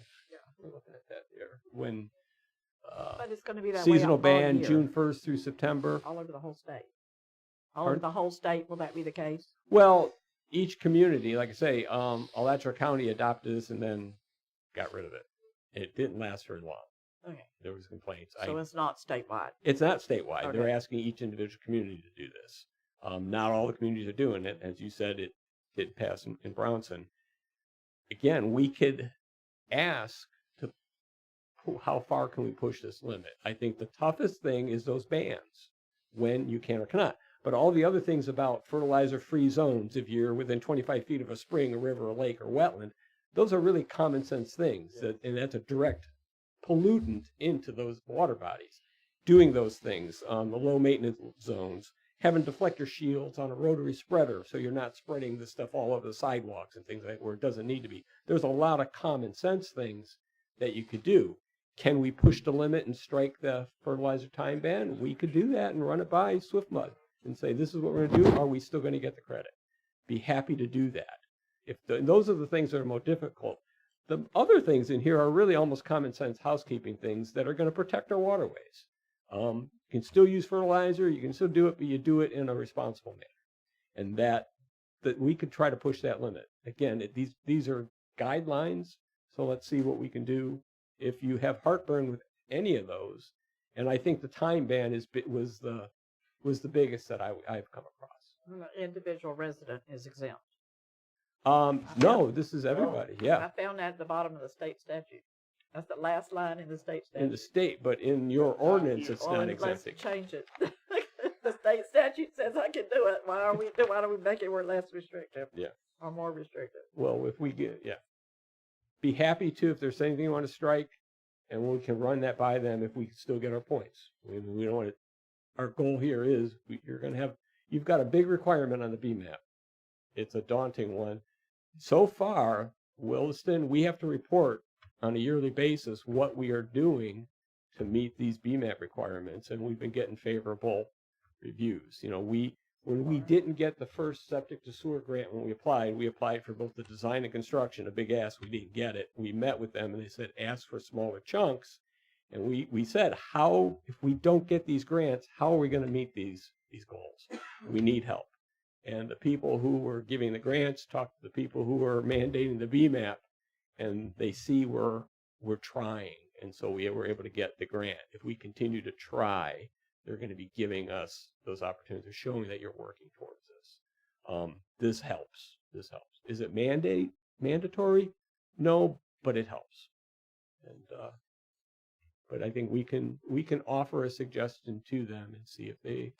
I mean, it does say right here, yard workers who apply fertilizer to individual residential properties using fertilizer and equipment provided by the residential property or the resident is exempt from the requirements of this section. In the state statute. So why can't we do that? I'm pretty much That okay may with be it if we can that do may be so. If you can restrict all your residential properties within the city, it doesn't have any teeth in the water management district's eyes. Is what I'm speculating. If you can exempt if it only applies to commercial, you don't have that with commercial. It's not. You're not going to get your points. They're looking for widespread nitrogen reduction to the water. And usually it's the commercial people who are doing the applications. So a lot of residents don't put fertilizer on their lawn. No, but if they're having a commercial company do it on their property, it applies. It says right here, any yard worker who's doing it, if it's supplied, if the equipment is supplied by the resident, it's not pertain. Yeah, but that's not in your ordinance. No, it's Yeah. not in mine, but it's Yeah. right here. That's what I'm saying. Why? She wants it in I know. ordinance. Yeah, and we can. Trying not to hurt my residents. Yeah, we can add it, but I can't speak for the water management district. Yeah. We can ask them. Can you ask We them? can tell them it's in the state statute. We can ask. Mr. Mayor. Mr. Mayor. Thank you, Madam President. I want to remind everybody that this is about getting the points necessary to satisfy the government, not about enforcement or how you're going to do it, because frankly, 90% of this is unenforceable. So what Walt is suggesting is that you tell them, okay, yeah, we'll pass those. Nobody's going to adhere to them. Nobody's going to, it's impossible to actually get a hold of them and enforce any of these things unless you're going to have somebody monitoring your every house that is in your district. It is impossible. So what Walt is trying to tell us, I think, and please correct me if I'm wrong, is he is trying to get points. He is trying to get points, but I don't think he's telling us to Thank you. I'm just speaking. He is trying to get points. He is not focused on enforcement or the other miscellaneous things, and that is what I hear Walt trying to do. Thank you very much. I am yielding the floor. Thank you, sir. I don't think he said pass it and then ignore it. But Mr. No, Walt, do you and- have comment? Yeah, we're not. Can you respond to what he just said? Yes, I can, Mr. Mayor. Yeah, my focus this evening is presenting this ordinance to you with its pros and cons, so that you can make an informed decision. And yes, it is in the goal of helping you meet your BMAP requirements, because that is a big goal. It's a train coming down your way, and Williston's been pretty good trying to meet that. So I'm helping with that. In a matter of enforcement, yeah, you are the police on this to enforce it. Now, I have seen in my career where in large residence areas with wet retention ponds, where they complain because they get green with algae, the enforcers are coming in there because a lot of it is fertilizer abuse, and then things do get cracked down. When a problem occurs that's visual, you have the mechanism to address it. Do you need to be driving every day looking for these things? No, that's not your problem. Is it you know, but if you see in the irrigation house perpetually with the sprinkler heads broken and they don't fix them, I mean, it's their water bill, but and again, it's hurting the environment. You have a mechanism to do something. It's when there's a problem, you have a mechanism. You're not required to be having people drive around to enforce these things, but when a problem is occurring, and the pond, I've seen that where it's just, and that's a problem. And then you have some teeth to put some controls on it. And that's the intent. The Water Management District is expecting that you to hire staff to go around and do this, but it's some common sense to help us meet our goals for water quality. So. Makes sense. This one that we should also table and follow up with our Questions. wish lists and questions of things to be added and removed. I would say yes. Mr. Ecker, did you have a question?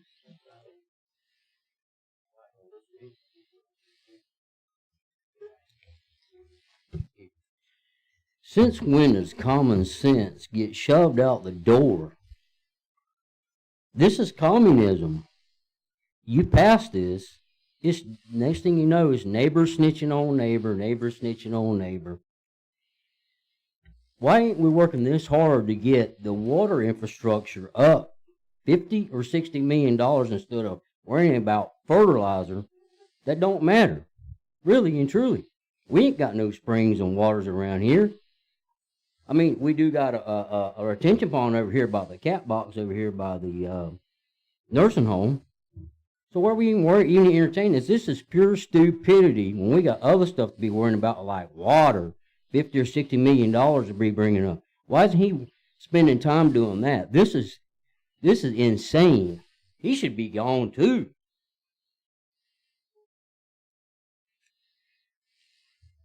Anyone else? All right. So we're gonna table.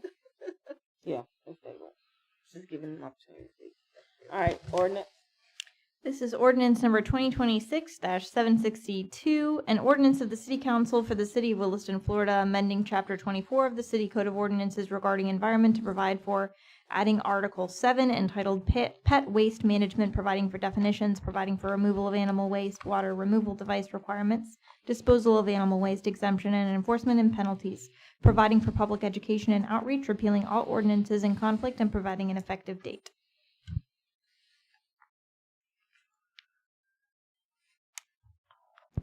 I mean, I don't think this one is as controversial as the last one. I mean, it's basically just telling people that they need to remove their animals' waste. I mean, From their yard. No, you're exempt from your own yard if you're Fertilizer. excuse me. Please, go ahead. Yeah, if you're walking your pet on somebody else's yard, yours. Does it say you're exempt in your own yard in here? It applies for private property not owned or lawfully occupied by the animal. this is public property not limited to sidewalks, streets, parks, natural areas, schools, trails, and rights of way. I make a motion that we approve ordinance 2026-760. Second. We have a motion and a second. Any discussion from the public?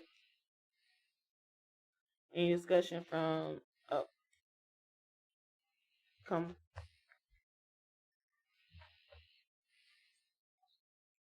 So, BJ, City of Williston Animal Shelter. Just a question on about the fines, because there's fines on that section as well. Yeah. How's that going to be handled and enforced? That's it. Animal control, Well, code just so enforcement. you know, when code enforcement isn't around, the shelter manager gets called to handle some of those. Sounds like a plan. So we do have some, and we are working on getting more way stations for the parks. So that is something that we're working on. But and there are some. I think we have one in John Henry. Yeah, we have to. 2 in John Henry, and No, then only one. and then 1 here. So we are working on getting more. That's just kind of a responsible thing on our part to make sure. But I was concerned about the fines. Yeah. I made those fines up, just to let you know. I mean, I needed to put something in there, so I made those up. But if you guys want something less or something Can more, we we half can them? Sure. Let's half them. I see it. Voted on it. No, we No, haven't. We I can just do the made a motion motion. again. Not this one, we haven't. We have a Joey? motion and a second, but we haven't voted. And I do need to make an edit. There was a duplicate. That's what you were Like talking about 25 and landscaping. 50 instead of 50 and 100. Section 24-196 needs to be deleted. Maintenance requirements. That is an error. I mean, and this is just first reading, so we could change it. It was in 2 places. It's fine. Joby, Mr. Nichols. Yes, I was just up here, and Mr. Timothy Egger just came up here and basically said about the same thing I said. I just want to know, Miss Hinds, do you have something against me being gay or something? Because you literally gave me a warning, but you didn't give him a warning. What did he say? That he should be fired, and you gave me a verbal warning. Do you have something against me? Well, first of all, I didn't know that you were gay, so absolutely not. I don't have anything Oh, come on, against you. the whole town does. Okay, I'm not the whole town. You asked me a question, I'm giving you an answer. Would you like me to make the motion again with the change to the fines? You just need to change to the fines. If you just want to amend your motion to add I those amend changes. my motion that the civil fine of up to $25 for a first offense, and I will note it's up to, so it sounds like there's still some room in there, and a civil fine of up to $50 for each subsequent offense. The second has to be okay with it. Who seconded? Mike. Are you okay with the amendment? I'm good. Can you second it again? Second the amendment. Second. We have a first and a second. Any further discussion from the council? Seeing none, I move to vote. All those in favor say aye. Aye. All those opposed say nay. Motion passes 4-0. Thank you. All right. These will be, as they're passed, updated in the reporting that we need to do to the Water Management District. So this will go a long way to meeting your goals and avoiding possibly costly fines. Thank you. Thank you. Thank you. All right. That closes public hearing. Item number 8, public participation. This is your second opportunity to speak. You have 5 minutes. Yeah, Tim Ecker 225. Earlier we were speaking about Sue and the lack of, well, the firing, not doing a due process and stuff. But while we were talking about that, what we should have been asking is for the lawyer to recuse herself, because one of the people that's involved in this, which is Alex, for doing the firing, should be recused from this anyways. Her law firm needs to be here and not her, because there's conflict of interest right here. She should be removed from this, period. Just saying. That's another lawsuit. Madam President, if I could just speak on that for a moment. Do you really want?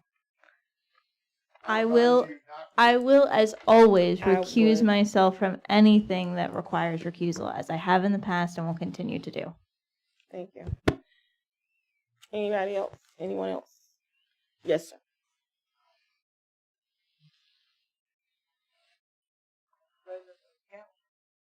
Can I ask Walt a question about the Wawa up there? Can I ask him a question about that, about the survey up there? You can ask me and then he can Okay. answer if he. Would Wawa up there, when you're going to the on 27, you're going to the traffic light, it looks like the way the gas pump is going to be set up, they're going to be an egress, ingress off the 27, turn to the right, get in there. It's going to be a madhouse trying to, it's going to be bad up at that traffic light. I can tell you. I mean, in the morning, afternoon, that traffic is so lined up there, and they people trying to get in and get out, and there's gonna be a lot of accidents right there. And one reason I was saying is, if DOT really did their survey, then they should have routed that traffic when they went in there off of 27. That they had to go around through the backside and come around and hit the traffic light, and that would save a lot of traffic jam and a lot of people having accidents. That's Walt, what would I you wanna like to? ask Walt. I want, You want to answer it instead of Walt? Microphone, please, sir. Yeah. Me and Utilities Director, Mr. Killian, have a plan and process that he can talk about. Rob, you want to tell him what we're planning on doing? And Miss Sue. Thank you. Yes, sir. We are in contact with FDOT. We are going to have to do a traffic study up there. there it is. Once the traffic study is completed, they may or may not adjust the traffic signal to deter that traffic. Yeah, and they'll probably have to wrap going through and come around because that's, I can take that. That is a work in progress, He sir. knows, we What do you- all know we what- live here. We all live here. So, I mean, when you go there, you see it. What do you mean by adjust the traffic signal? So north and southbound, heading south off of Northwest 7th does not have a turning arrow. It's a solid green. So the traffic coming off of south, 7th. headed north on 41. So if the traffic's headed south on Northwest 7th, traffic heading north on 41, there's a traffic light to turn left or right onto 27. Mhm. There's not one on Northwest 7th. That's where Chief and I and Sue and Alex, we're talking about the study. That's what we got with DOT. We're talking about seeing if we can get that traffic pattern changed to where light is green on one side, then it turns green on the other side. But again, FDOT has to do the traffic study once Wawa opens. So we're going to have, we know we're going to have a problem up there. Unfortunately, there's one person in this room that's going to have to deal with that traffic up till that traffic study is complete. But we are working on that. Gotcha. Walt, were you gonna say something? No, were you gonna say something, Walt? Okay. Anyway, I'm glad he helped me out. It's okay. He's sitting down.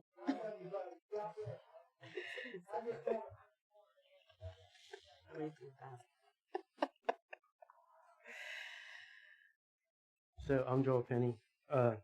So with Mr. Donald and y'all and his departure, y'all gave him and y'all wrote him up a couple of times and gave him warnings and did an investigation and everything. On these 5 people that just got fired, they didn't get no write-ups or anything. They just got fired. Was there any method of why that happened, or I mean, who to blame? But I mean, like, so in a while when this was all going on, I know y'all all voted to give Miss Sue another chance. Can't y'all vote on to maybe get away with that chance and then get rid of her? Because I mean, it's just them people have been here forever, and they have always worked. I mean, that's ridiculous to do that on Easter.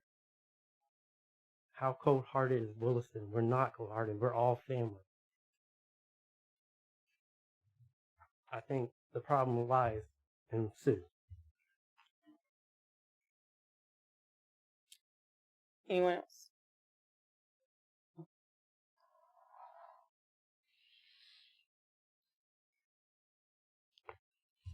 Good evening. My name is Lisa Burke. I actually represent the ASME side, our public employees here.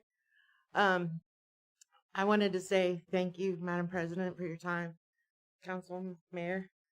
And I wanted to move, as we were going into negotiations this year, that's moving forward. The budgets are around the corner, as it takes special employees to be public employees, to be there away from their families during those emergencies. And as you know, you guys have to go out. Our employees are here away from their families again. So as public employees, they do have a contract in place. They do have due process rights. But again, like I said, negotiations, most important, our employees in the cities, public employees are here. It takes them to run the city, because without the city and without those employees, what would our residents do? You know, they would be out and they need help. Again, I was here to make sure that there is no misinformation put out this year, as there was on August 26th. My intent to negotiate was put in. We've had one session, and again, I want to make sure that no misinformation is put out. Because according to council meeting August 26th, management didn't know anything about negotiations. So when I forwarded the email and everything else this year, I made sure to include that. And I did have our local, they did speak up. And according to last meeting, maybe some misinformation might have been given out too. So I am here to clarify where we stand on that and to make sure that we know, you know, that employees are here to help you.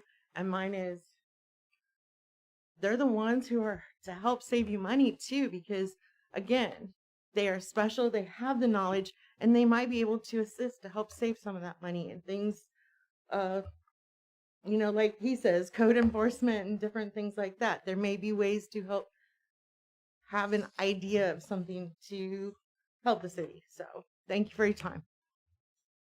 Thank you. Anyone else? Jonathan? Hey, Brandon. Brandon. Let Jonathan speak real quick. Please, sir.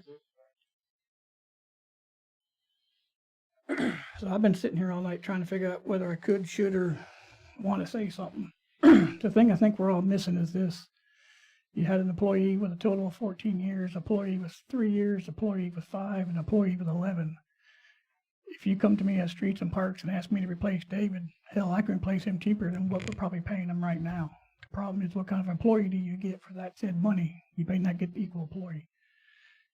If you look at David, I'm not saying whether he should or shouldn't have been relieved, but what I am saying is, if I get the right employee, it takes me 5 years to think about getting back to base zero where David is today. We all make mistakes. Everybody makes mistakes. Some are grave, and you have to relieve them of their duties. Other ones you learn from, and if you make that mistake, you're bound never to make it again. So my philosophy is, I've been called weak more times than I care to admit to. We spend more times with these people than I do with my wife, if you're totally honest with it. So you make a bond with them. So you either learn them, teach them, mentor them, make the mistakes together, and grow as a team, or we're a Fortune 500 company, and every 3 days there's a new employee. You're always going backwards, and your revenues aren't where you want them to be. So I don't think we've just talked about that part of this. You're always going to have employees that need to be relocated, but I don't think every employee that makes a mistake needs to be relocated. We all work for a living here. You look at people who have history, they can help save you money and mentor the young ones. And I sometimes think we forget that. So it's the only thing I want to bring up. Thank you, Jonathan. Thank you, Jonathan. Excuse me. It is cold in here again. If somebody can help us, so I know how to operate that machine over there. It doesn't hold for very long. Hi, Brandon from Williston. I just wanted to put on the record, I have not officially filed a formal grievance with the union yet, and ask that the city implement the Charter Section 2.10 investigation section and an opportunity to make things right. The section, to my knowledge and best of my abilities, reads, Section 2.10 investigation. The council may make investigations into the affairs of the city and the conduct of any city department, office, or agency, and for this purpose may subpoena witnesses, administer oaths, take testimony, and require the production of evidence. Any person who fails or refuses to obey a lawful order issued in the exercise of these powers by the council shall be guilty of a misdemeanor of the 2nd degree, punishable as provided by law. That's all I have. Thank you. Thank you. Anyone else?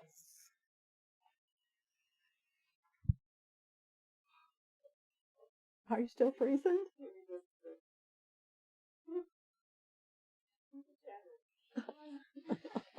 Here, there's a blanket. Here. thank Ms. Robinson for that. Okay. I forgot it was there. Anyone else?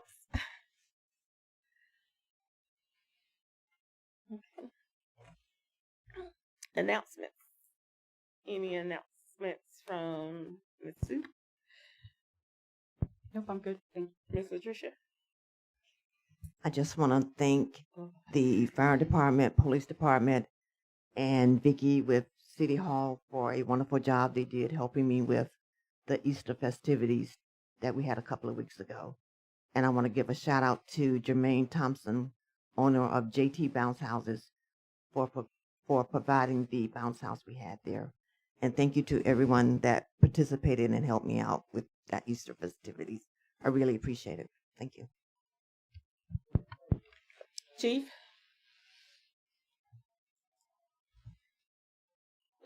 Any other staff member? Mr. Yes, Killian? so I've got a question. So what do we do at this point with our employees that are seeking our judgment, and where do we go from here? Is it my turn yet? Nope. Okay, just a second. Miss Megan? Alex? Any other staff? All right. Ms. Cox? Good, let Debra go first. Ms. Debra? Okay. I have given to you tonight, all the members on this panel, except the chief, and I ran out. I have given you what's known as resolution number 2025-33. It is the city manager's contract.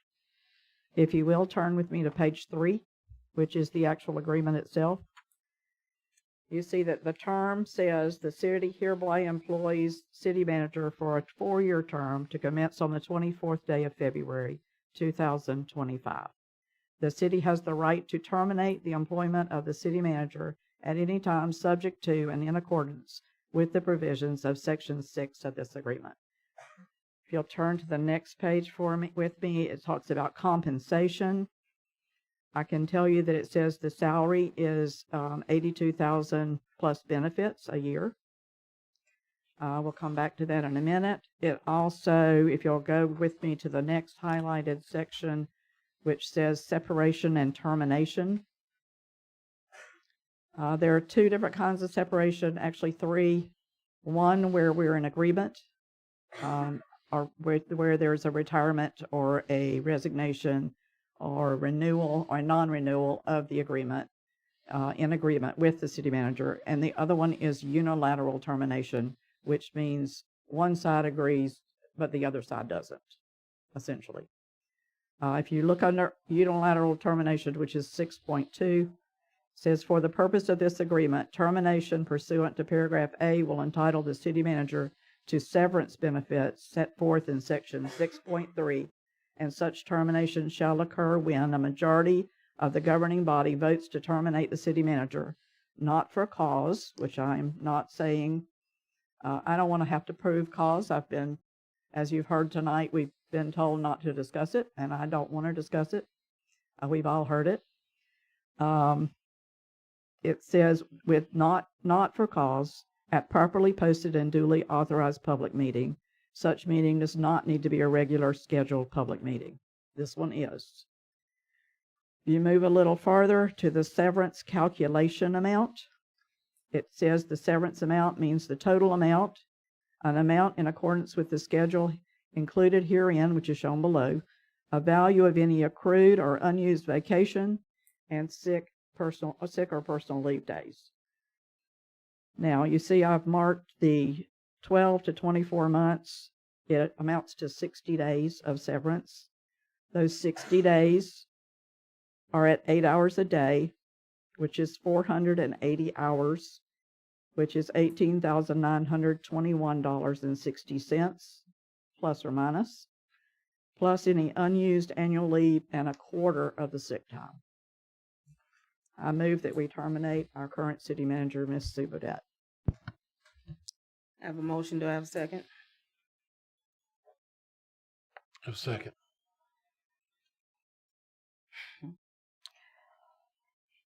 Any discussion from the public? Any discussion from the council?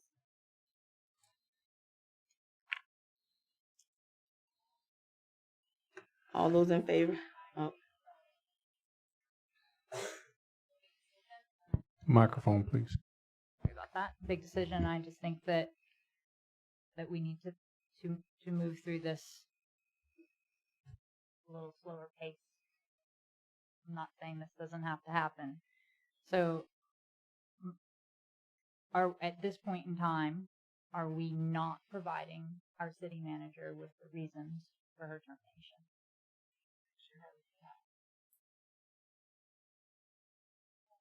And others that I've spoken to her about before. would you like to speak on it tonight? We put it on public record. You, I've been advised not to. oh, no, I think that was the terminations. For us not to speak on the termination, not this particular matter, right? Well, that's So sort you of can, my reason. I don't believe the chain of command was followed. I don't believe that recourse was taken. That the proper, I've done an investigation. I've talked to many employees. I've talked to department heads. I've talked to the employees themselves. Not just the 2 or 3 that we're talking about now, but many others. They're all afraid. They're all scared. They won't say anything because they're afraid to say anything. I believe that, you know, I felt that way in November because I asked for the motion in November, and it failed. I think now we've seen no improvement, no results, and everyone is being threatened to be fired every 5 minutes. If you do this or I will fire you. You do this or somebody else will do it. I won't even get into how I believe she actually feels about Williston and how she openly talks about the people of Williston. Have you been present for those? No, but many people in different situations have told me, Okay. in different departments. So my request is that it's not that this does. I'm not saying that this doesn't need to come to a vote.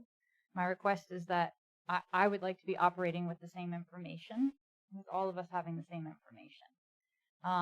And which is the question that I asked our lawyer. Could we ask our questions, get the answers, so we all have the same information that we are working off of? I have, in the last 24 hours, been informed of some things that have transpired that I am very concerned about, that mirror many of your concerns. However, I was not actually present for those conversations, obviously the terminations and such. I personally would like to have it in writing. I would like to be working with the same information that everybody else is. I think you're going to get one side of it. Well, not, not the whole side of it. I would like to ask more than the city manager for that information. I've done that. And I know you want to do it too, but I don't want to wait.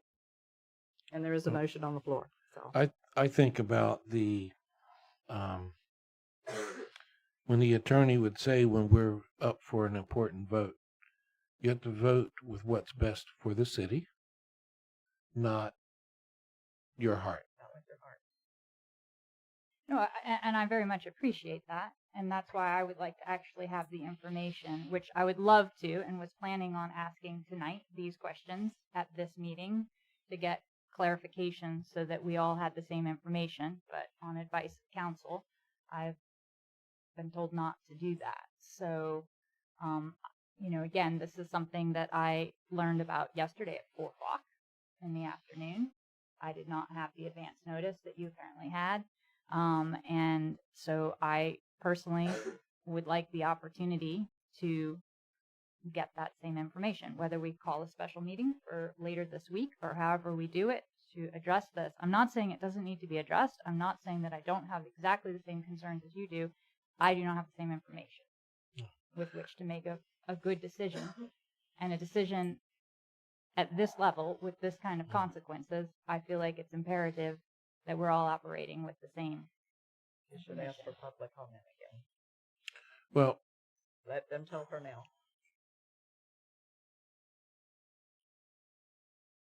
you get to pick the people. so we're in the middle of the vote. How does this work? Generally, the proceeding is motion, second, public comment, discussion, vote. So we have a motion and a second. Now we can do the public comment, and then we can vote. Generally speaking, yes. I forget if we have what point we're at. To be completely honest with you, I don't remember what the order was. I know that there's been a second.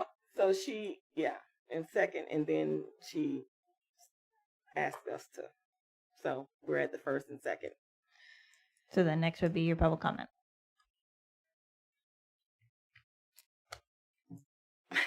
Any comments from the public? Joby.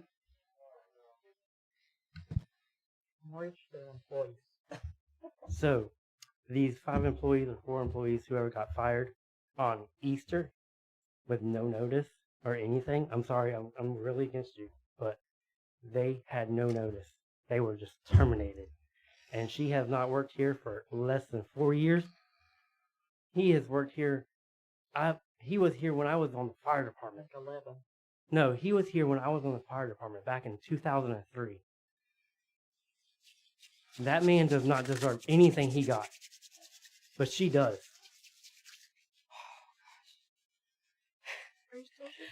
I don't know. Yeah.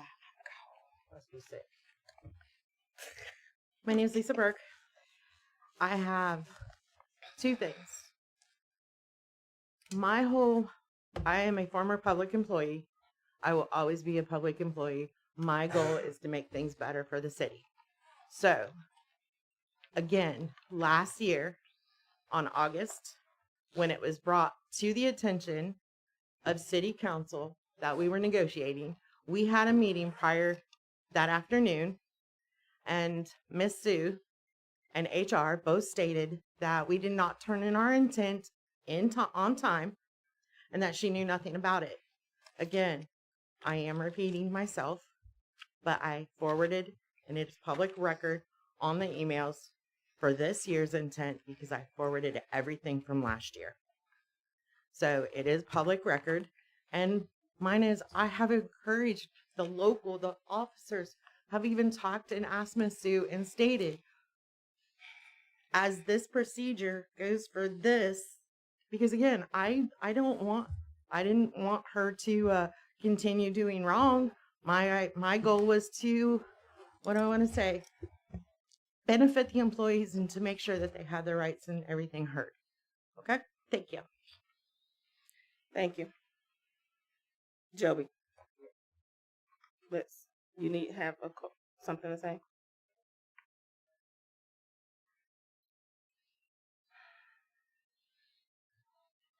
I'm Tim Ecker. Miss Meredith, when y'all was doing the vote last time, and it was you voted for, she voted for, which is hardly ever here like tonight. Y'all voted against, you voted against, and you was on the fence line. And it took courage for y'all to say no to this. And you know what? Y'all are right. You gave her the opportunity, and she failed again, and it's by her own conduct. She's an adult just like the rest of us, and we're all, you know me. But Miss Meredith, remember when the investigation going on and you were very upset about it was supposed to be anonymous and it wasn't, about the bullying? No different. You left the bully in place. The bully's right there.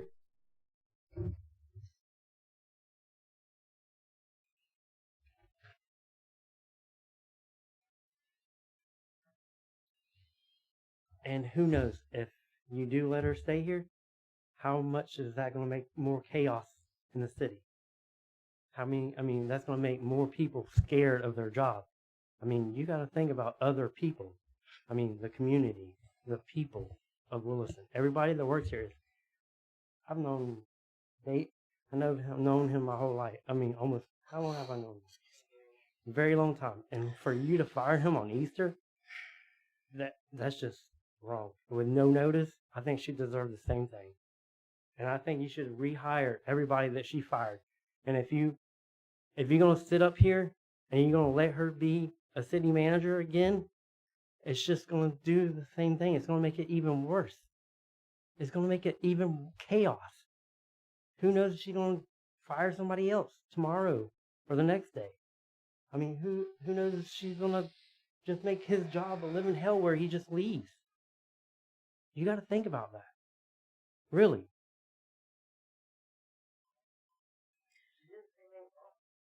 Thank you. Darfeness, Is there any staff that would like to speak on this? Okay. I'm not staff. I'm Ronnie Kerr. My husband was an employee with the city and the fire department. 30 years with the fire department, 35 with the city. The city has always been a family. If they had a problem, they could always come to one of y'all, regardless. We know it, all of y'all. Ms. Meredith, I don't know you that well, but I know the rest of them and have been. I've lived here in Williston and been married 47 years. When you intimidate somebody and you treat them like they have been treated, where they're scared to talk to each other, where they're scared to come to somebody for the fear of being fired, and like they're saying, most of these employees have been here 10 years or better. They deserve some respect. For anybody to come in that doesn't know them, I say take a little time and get to know them, because we have the best staff and employees in Williston all over. These guys will stand up for you, whether they're at work or whether it's after hours. And to be treated like they have been is so very wrong. So very wrong. These boys need support. This needs to be settled. Miss Sue, I'm sorry. This $25,000 we spent already to stop the fighting is still going on. So that tells me you haven't stepped up and corrected it. And losing 5 employees, 5 long-term employees, it's just not right. I mean, they're family. You treat them like family. And with the chain of command, they're right. Everything that has been said is right. If you have a set, you bring it up, you discuss what's wrong, you explain to them, okay, this is what it's going to be. Demote them to a different department, but you don't get rid of somebody that's been here that long, that is basically cross-trained to do any department because they have been here that long. When my husband was here, he was volunteer fire department. He was city crew. He was gas crew. He was water. And most of the time he did it by himself instead of calling somebody out to work. It's not fair to what's left here in Williston.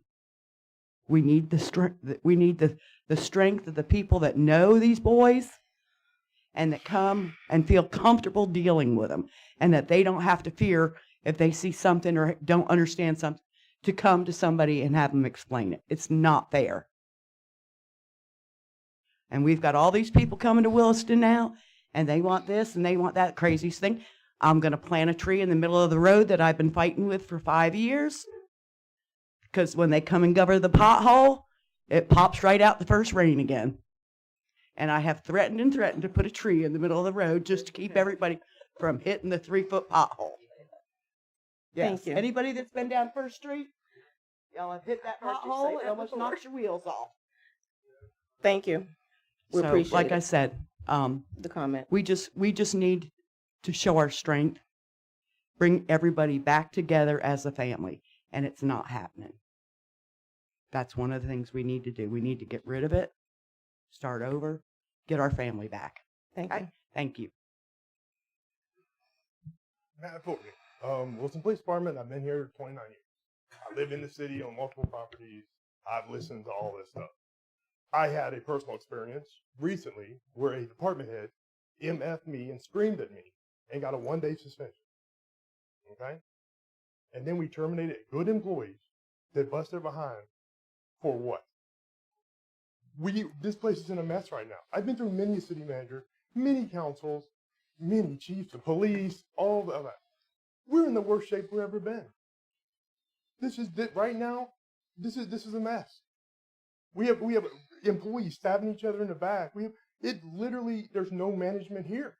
We're running around in circles. And we're not going to get anything done. And this town is about to blow up. There's stuff going on everywhere. And we're running around in circles, fighting the same thing that I stood up here and said she didn't tell the truth to me back then. Why? This is a big circle. I know this is horrible. This stinks for everybody. Nobody wants to start out from scratch. At some point, we got to cut it off. Move on and figure out how we can figure out this family can get back together and work as citizens.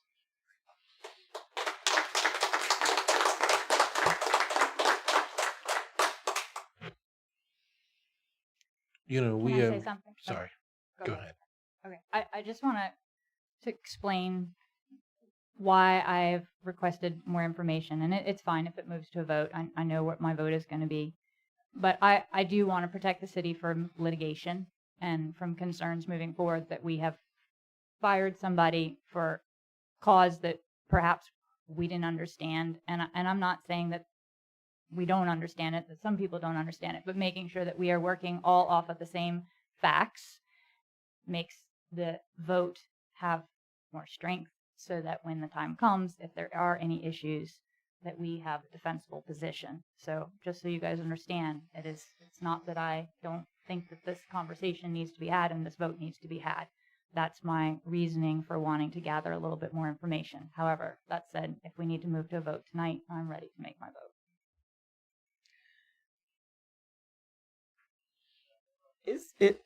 Is there any staff member in here who's had conversations with anyone on the council who has not spoken to Miss Meredith here and willing to give her the information she's asking for? The 2 employees that were recently fired have already spoken. Yeah. But they've spoken to you, right? They've spoken. And I'm speaking of one of those them who have called- not been One of them called terminated. me after they were terminated.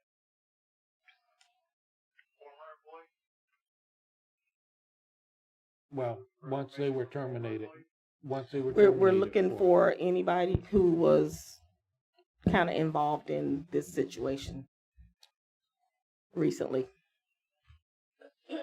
Were you? Go ahead, Rob. Right. So, Mr. Killian. while I don't agree with the termination, I do feel that the employees did deserve some type of disciplinary action.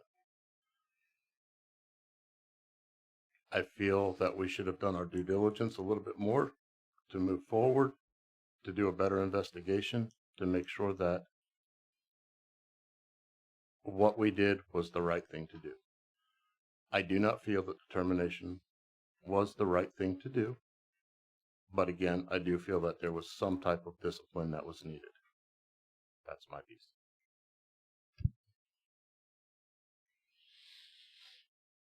For somebody, I've been in management for a long time. And there was always a due process on how they disciplined an employees. You just don't go and fire them. Not unless there's a reason or method behind the madness. You know, I'm sorry.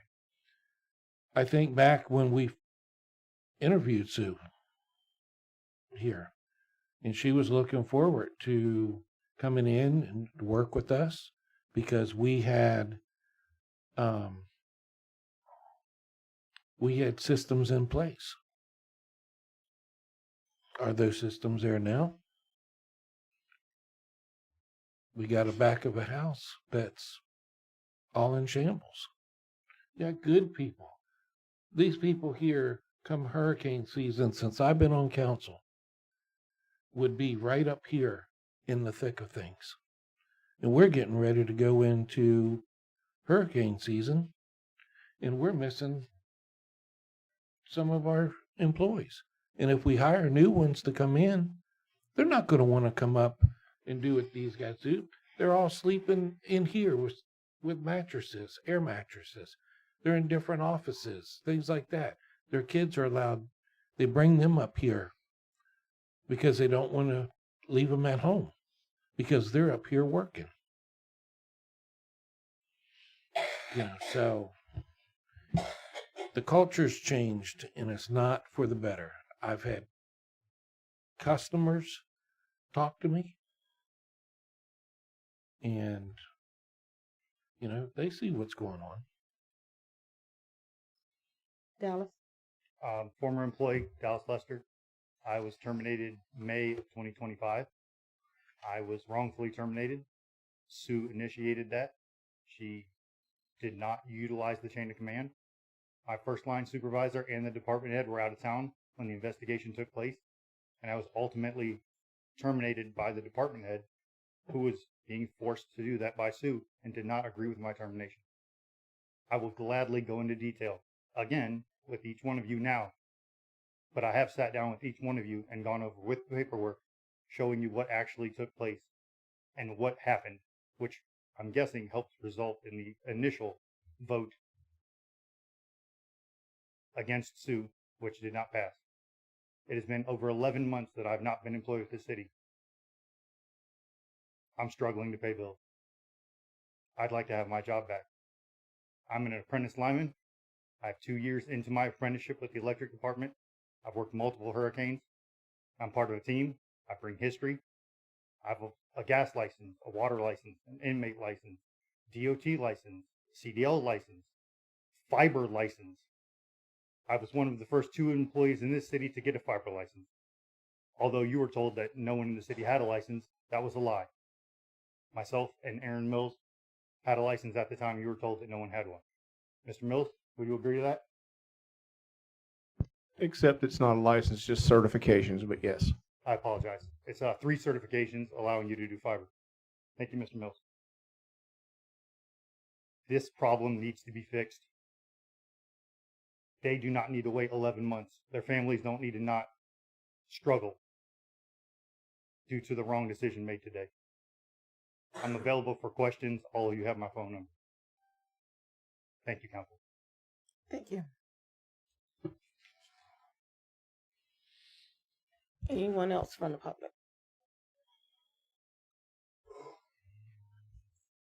My name is James Henderson. Been working for the city almost 2 years. I had so much faith in it. I really did. I didn't know this was going to ride, but the city does have a union contract. And when steps are not made in contract, that's why the lawyer was so smart to tell you, keep quiet. And if you allow management to continue to violate contract, all you do is open liabilities to the city, which is the citizens. It'll be their money that's paying lawsuits. Would you allow in your own business, in your own company, knowing that somebody's violating contract and keep employing them? No, because you wouldn't be able to take the loss. You'll understand that it is a liability. So while you ponder and want to figure out, is this the right thing to do, think about the countless money that could be lost on liabilities. Contracts are nothing to play with. Verbatim, go to court. They're hard to argue, especially when you step out of bounds on contracts. On the trucking company, you know all about contracts. You have to go by what the contract writes. It's signature signed off. And if it says you can't just end up terminating, there are steps to be made for corrections of employee wrongdoings, unless there's theft, maybe a battery, something that calls for immediate termination. But disciplinary termination without steps of counseling first is unheard of in public work or in co-op. Worked for City Legislature for 13 years, man. And only person that I know him got fired there, he was drunk. And they tried to counsel him, but second offense, drunk. So are you going to allow liabilities to affect the city, or are you going to go ahead and try to correct? And if y'all do decide, Miss Sue, if they do decide to give you a second chance or what is or what not, take this home. I told you 8 months ago, God mode. Do you remember that conversation? God mode. Nothing happens unless it comes to you first, because ultimately it's you sitting there that have to answer all these questions. That's what I was trying to relay to you 8, 9 months ago. I don't know if it went in one ear and out the other, but I did have so much faith in him. But it's up to council now. And with council, y'all decisions come from, is it worth the cost, or do I want a chance, roll the dice and gamble for more liability? Because it never goes down. The cost always going to rise. So it is what it is. Up to council. But thank you. Thank you. Can I answer Rob's question?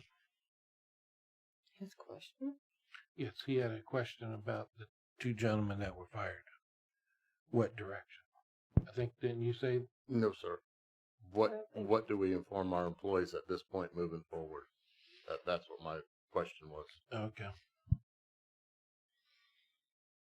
You have something, Jonathan?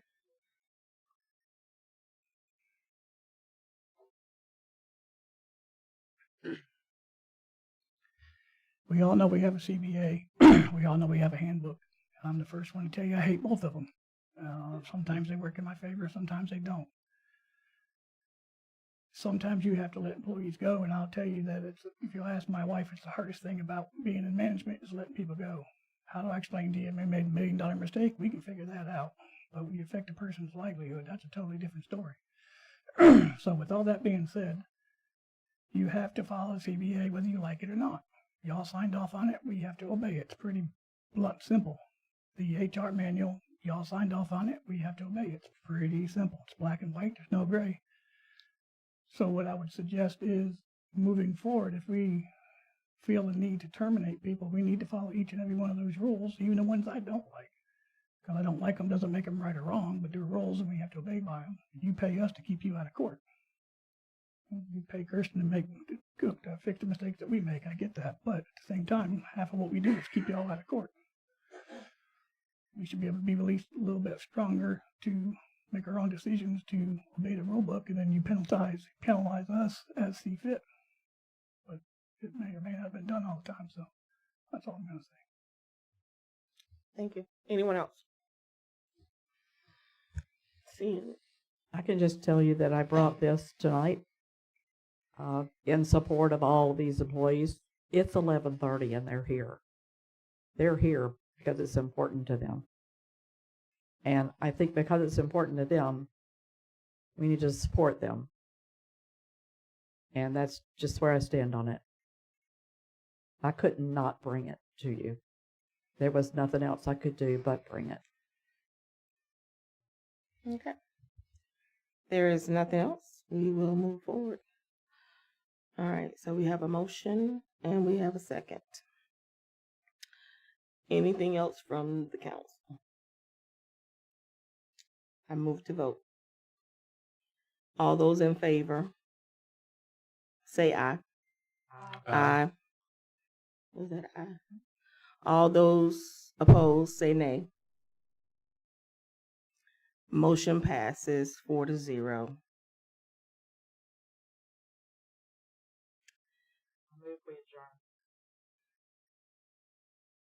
Second. I'll second. Oh, I can't second.